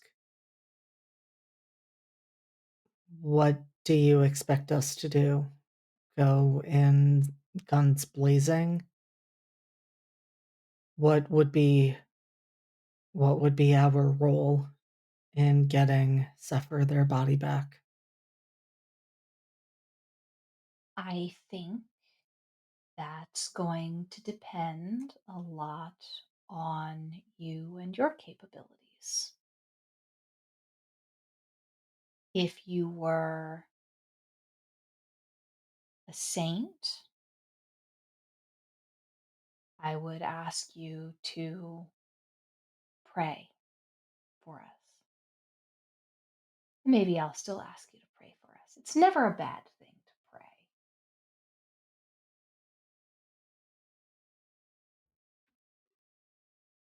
So I guess I'll just ask, what can you do, Soren?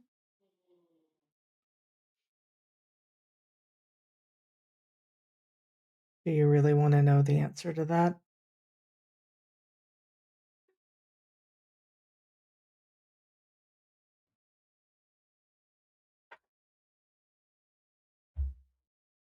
She smiles and leans in, this sort of weathered grandma face. Would it shock you to know that I do? I want to know.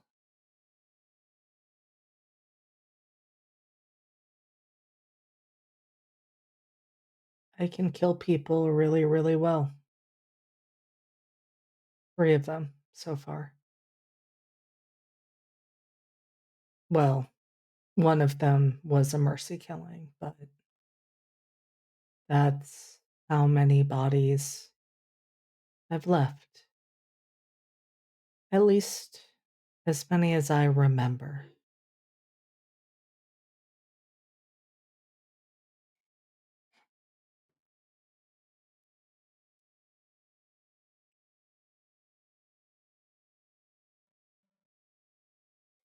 But I can also pray if that is what you would prefer.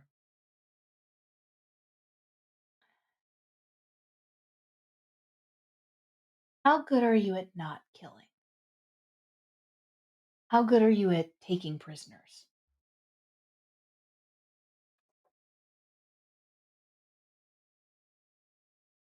I could do that. Okay.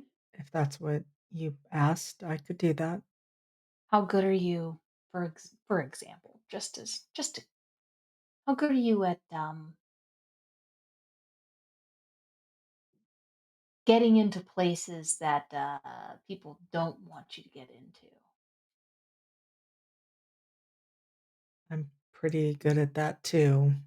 I don't know how to lockpick though, but I can climb. I'm fast. We know that, says Father Chapek. Been getting out that window every night. Wait, you knew the entire time? No. Man, I told you about the AC unit. I thought you were the only one who knew Sefer. Sefer, you knew? It's right under my window. The Marie's just like, what was he gonna narc?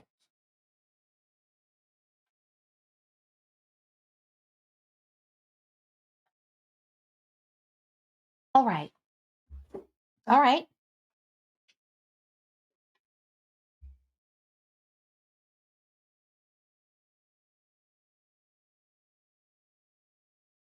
I don't like the idea.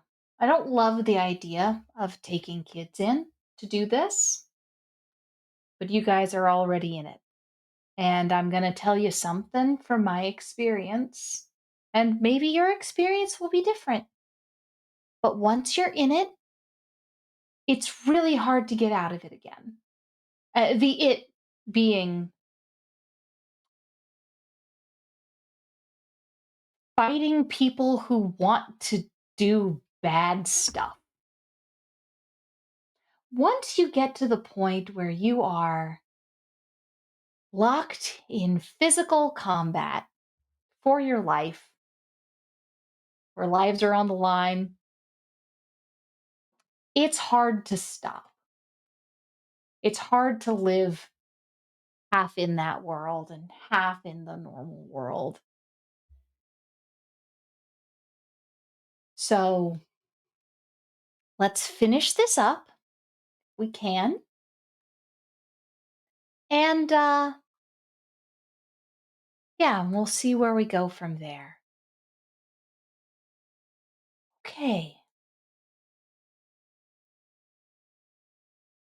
Uh you guys, she is going to essentially open up a closet and you guys see armor like that has been it's very much like that scene in a lot of like Marvel superhero like TV shows where you like go into like the shipping container and it's just like guns and ammunition and armor. This is not like superhero armor. This is like scavenged military surplus and police armor. Um, the but it's very much that same vibe. Um, you guys have access here to armor and weapons. They're willing to share with you. Uh, what do you what do you guys walk upstairs with? Yes, they have canine armor too. I was about to say, I am a dog. You are currently a dog. They do actually have canine body armor. All right, yeah, I'll take a little canine vest. Beautiful. Yeah, yeah. So Jerome first looks at this and then looks at the other two, the nun and the father, and is like, if we're wearing any of this, they're gonna know why we're there. So there's no pretense here. Then, like, we're just going in. All right, okay. Tony kidnapped my kid. Yep. Okay. I'm not the time for fucking around is over. Yeah, plus I think it's gonna end the world or something. Sefer says, coming up the stairs carrying a tactical baton in their mouth, like a dog with a stick. Yeah, I'm not even so much worried about him trying to end the world. Cuz I don't think he can. Like I think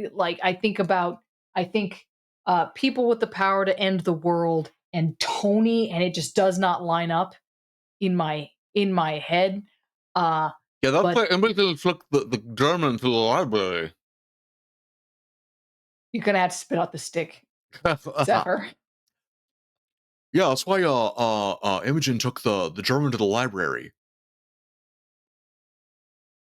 Imogen took the German to the which library?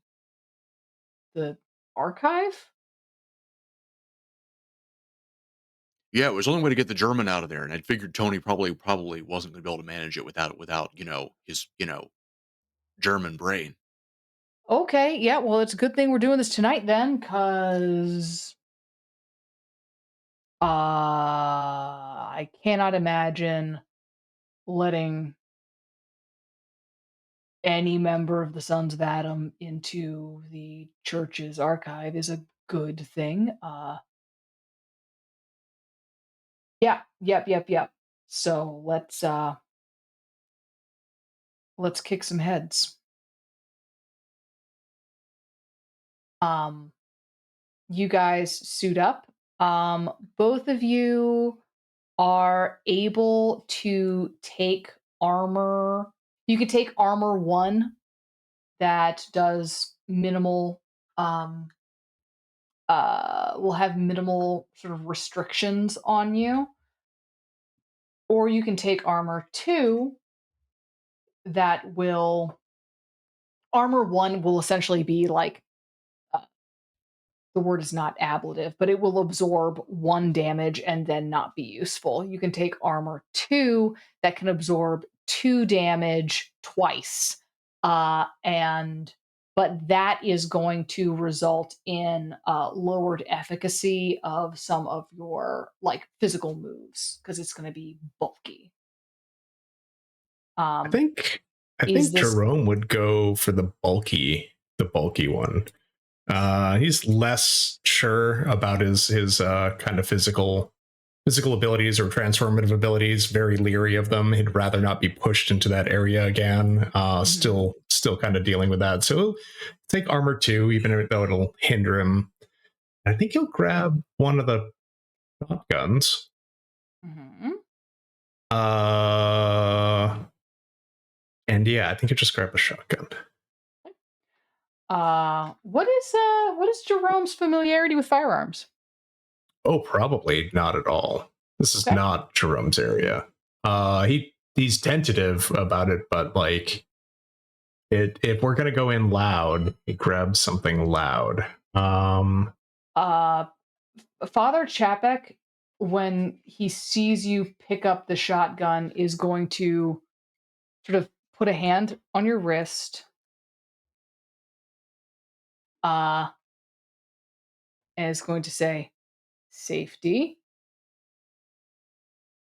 Is going to sort of just show you how it works real quick. Like, okay, here's the safety. Here's the uh, you know, here's the triggers. Pull both to empty both barrels. Both.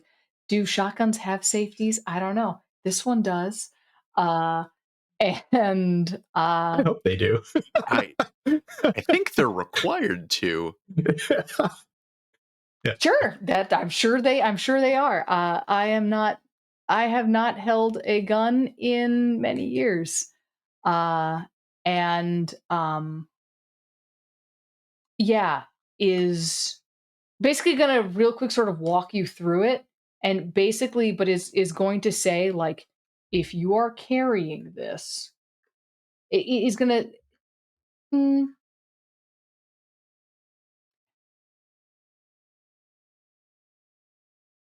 if you're carrying this, you can't be in the back. You get me? I'll be in the front. I'll be in front of you. You can't be in the back. So if you accidentally shoot me, that's bad. But I'm an old bastard, so that's bad. I would hate that, but it's better that you accidentally shoot me than you accidentally shoot one of your friends. Are you sure you want to take the shotgun? uh, Because you could take this maybe. instead, hand you a big fuck off knife, which is big and scary Okay. Sure. if you've Okay. No, that's fine. Yeah, Jerome is somewhat cowed by this, thinking that like this is a big deal, and yeah, maybe he shouldn't be handling this if he doesn't have any experience. yeah. So I guess he'll trust Father Chapek and take the big fuck off knife. Yeah, Father Chapek is fully willing to let you take the gun, but is straight up saying like risk of accidentally shooting someone is present. Sure. I think as a teenager, Jerome was fully confident. Up until somebody started picking apart all the Start bad things picking that apart could that happen, and then it's like, okay, I guess I'll take the knife. yeah, Yeah. yeah. Understandable. Soren, do you pick up any weaponry? Soren goes for the lighter armor, and there are a few moments as he's looking at the array of weapons that he does start picking up a few of the guns. And unlike Jerome, he has familiarity with them. Boy's from Florida. Of course, he has familiarity with guns. And so he is very competently handling them, which I think is why it's surprising when he puts the gun that he's holding back, walks over to the corner of the room, picks up a baseball bat that is sitting there. And that is what he chooses as his weapon.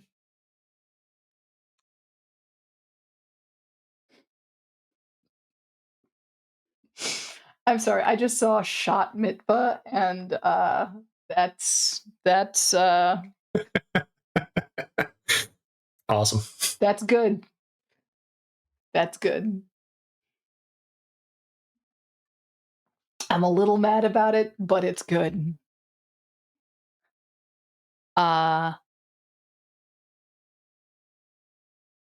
Okay.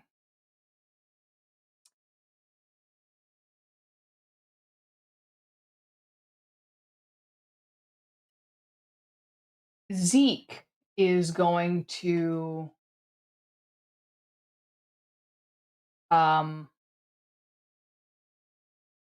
sort of watch these proceedings very quietly.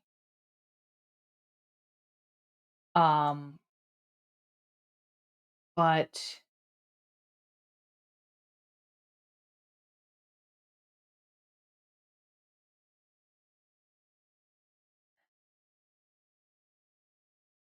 and is going to kind of hop up, like do the thing where he like hops up onto your back, little tiny claws kind of like digging into your shoulders, and sort of drape himself sort of across your shoulders, like a little living stole, and sort of say,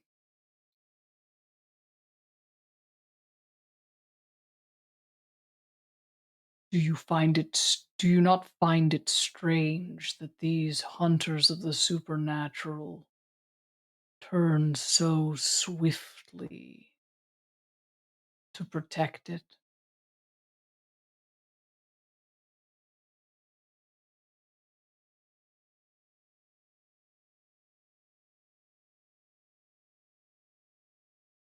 I don't like it, but I think that they would do anything that was necessary to get their child back. I do not know what that means for after they succeed.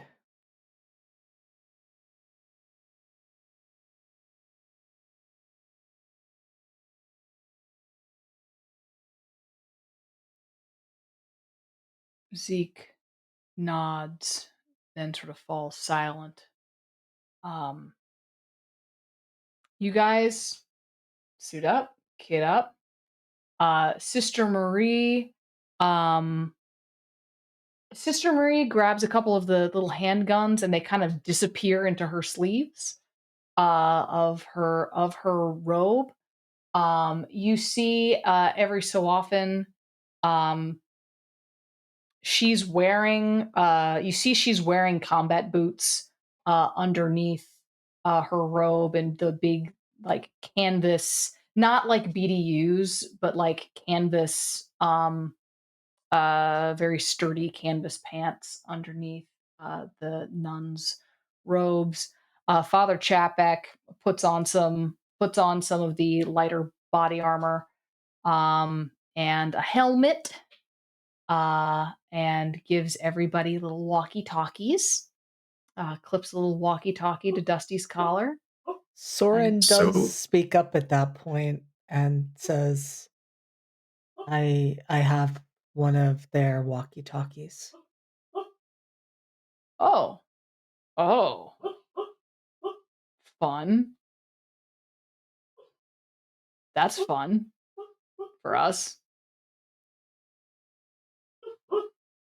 Sorry, that's Bazooka yipping in the background. If you're hearing that Mhm. sound, no, she's fully asleep. Yeah. She's yipping. Yeah. She does that That's in her sleep. I don't know if you can Yeah. Yeah. see her. There she is. Oh Yeah. There yeah. she is. Good Oh, girl. Oh, Bazooka. now Zuka's awake. Yeah. now we've Yeah. woken her. Yeah. But no, she's fine. That's Mhm. just the sound she makes sometimes when she's dreaming. Mhm.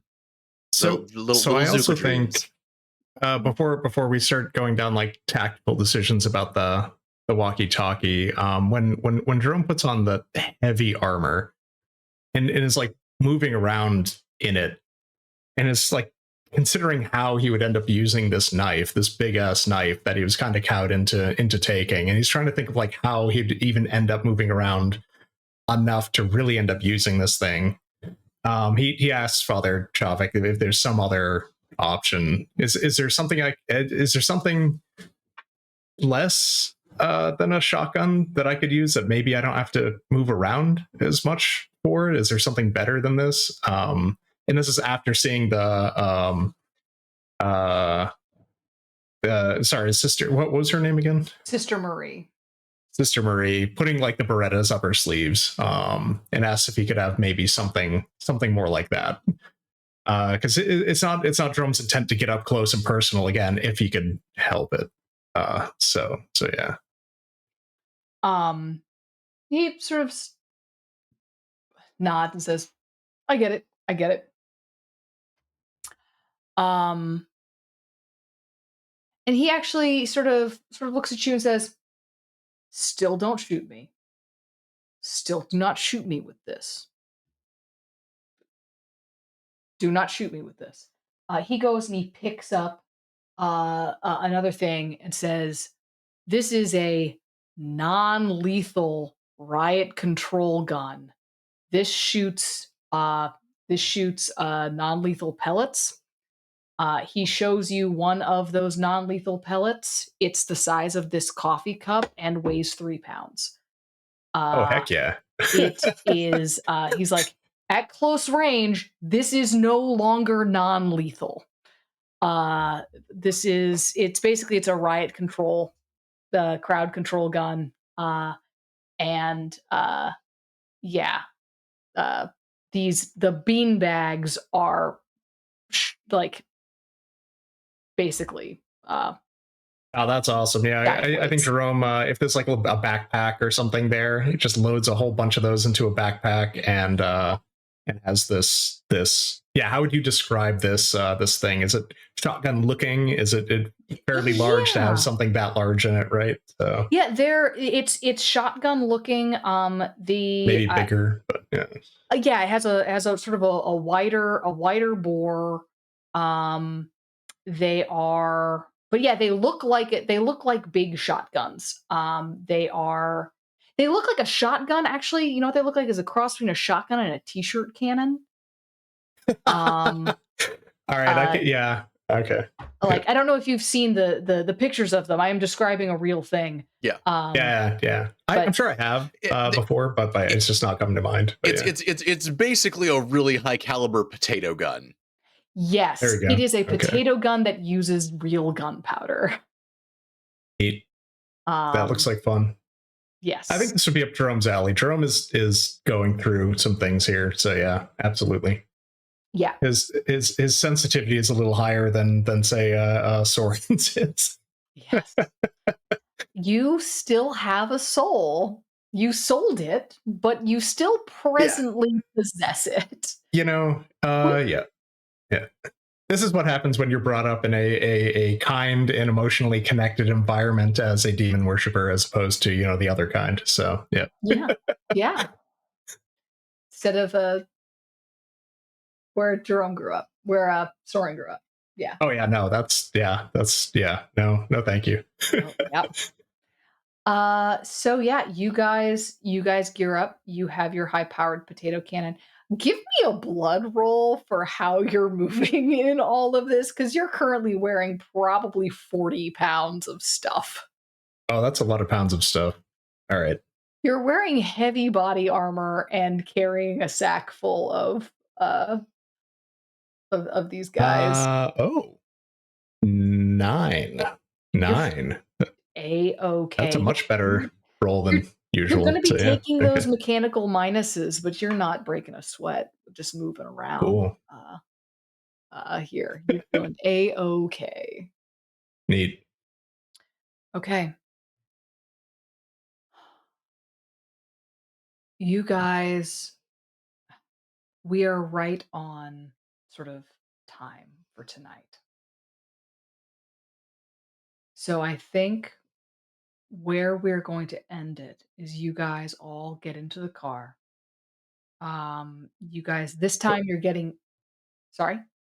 No, no, nothing. I just because I cut us off before when bringing up the radio, the opponent's radio. So I wasn't sure if you wanted to mention something about that before we moved on. But yeah.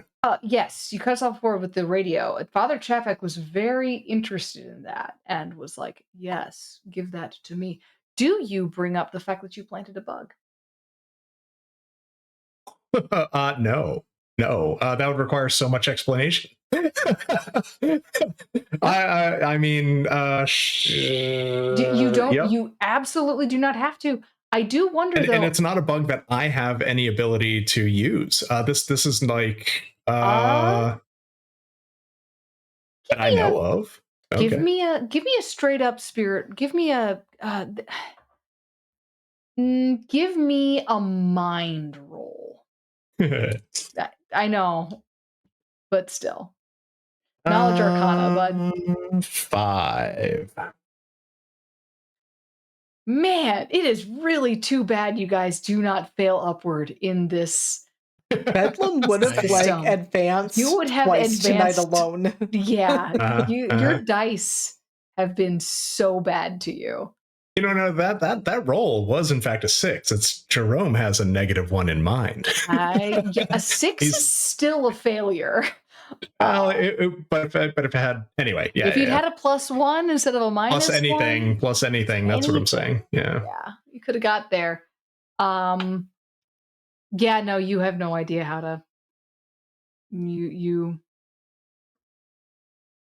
I set a bug for somebody else who asked me to, who's part of a clandestine coven that I'm not necessarily connected to, according to the sister and father. So, No, or I'm gonna yeah, I'm gonna give this to you. Actually, you have no idea how to do it. You do know that that's your blood, and you have listened to Sefer talk about sympathetic links and thaumaturgic connections to know that that's your blood. You should be able to do something with that, but there's this sort of gap between like, oh, I should be able to thing. You have no idea how to thing. You're not even sure what thing you mean by thing. yeah, So, that follows. That follows. Yep. Jerome has ability, but maybe not the capacity to on the fly figure this out. So, yeah. Regardless, I think he sees it as a prudent, something prudent, not to necessarily give away that he planted this magical bugbear for Tia. Is that her name? Tia. Tia. And that, you know, it's probably feeding into, you know, information that's being used and by his coven. I mean, he fully believes in the sister and father. They both have like an interest in recovering Sefer, right? But as far as like that goes, beyond that, he's unsure of like they are very much church representatives, right? So like he's not exactly ready to be giving away all this stuff anyway. He's sort of trusting on their love and protective spirit for Sefer, but not beyond that. So even if he did understand how this worked, he wouldn't necessarily be giving this away. So I think it's okay either way. Absolutely. Absolutely. So you guys pile into the uh the van, all 5 of y'all. It's, you guys, there's a um, yeah, Jerome, you sit in the front seat, because you are the tallest, and Sister Marie's like, "No, no, no, that's fine. It's fine." She is a tiny bird person, and, she is fine with she spends most of the ride sort of petting, uh, Dusty slash, Sefer. Uh, are there any conversations you guys wanna have, phone calls you wanna make before we end tonight's session? If you guys wanna do before you leave that house? I don't think so. No? Okay. Alright. Who do I have to call? You I have a know? lot of people I don't want to call right now. So yeah. Yes. That's true. That's true. Um, yeah, so you guys all pile into that van and you head out for the back to the crab shanty. As you guys as you guys head there, you um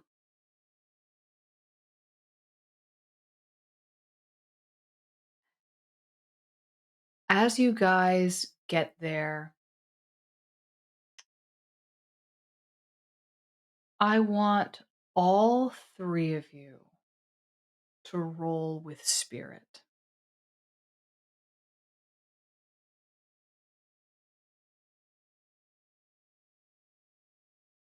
Hey, all right.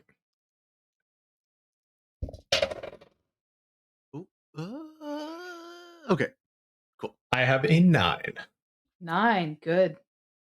Got a 7. 7, good. 10. Beautiful.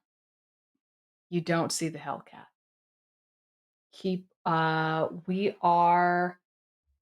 You all arrive, as far as you know, safe and sound. Uh, and the van stops right outside that back entrance, which has been again shut tight. Um, you see no evidence of any of the blood spatter on the ground that might have come up, any footprints or anything like that, all taken care of. But now you're back. And that's where we'll pick up next week. Thank you all so much for listening to tonight's episode of Thy Kingdom Come, our Urban Shadows actual play, where I, the GM who has never read the source book for Urban Shadows, fucks up the rules. The rules are only relevant to the story I want to tell when I decide they are. Yeah, this has been Thy Kingdom Come on LFTA. I forgot to talk about the fact that we're raising money for charity for Doctors Without Borders. Sorry, Doctors Without Borders, I fucked that one up. We'll get that next time. Everybody, tell us a little bit about who you are, where we can find you, and I don't know what's your favorite color. Bedlam, what's your favorite color? Oh, my favorite color? Oh, man, no, you can't do that. There's too many to choose from. There are so many good colors. Almost anything earth tone is great. It's really color combinations that I'm a big fan of. So brown and blue is a great one. Green and black is another great one. But yeah. So I'm Bedlam. I've been playing Jerome Nears here for Thy Kingdom Come, and am also playing. Well, I cannot context switch. When I'm in one game, that's the only thing I'm thinking about. So I tend to forget about my one other character. I barely have to keep track of anything, and yet there it is. So I've also been playing Brindle Fallow in nope, Never Embers Enigma. We are doing heisting in Oh my Edward gosh. Nigma's member. Yeah, We've got- Yeah, it's established. No, absolutely not. So we're in Waterdeep. We're in a D&D 5e campaign and doing great things over there. So that'll be next Thursday. And oh my gosh, that's it for me. I'm not on social media anywhere. And if I could just remember why I'm one other character, this would be so quick. And that's it. That's it. Thank you, Bedlam. Thank you, Bedlam. Brendan, what's your favorite color? I am gruesome, greasy little goth who loves black. There you go. Always have been. I like black. It's a good color. There you go. Where can we find you?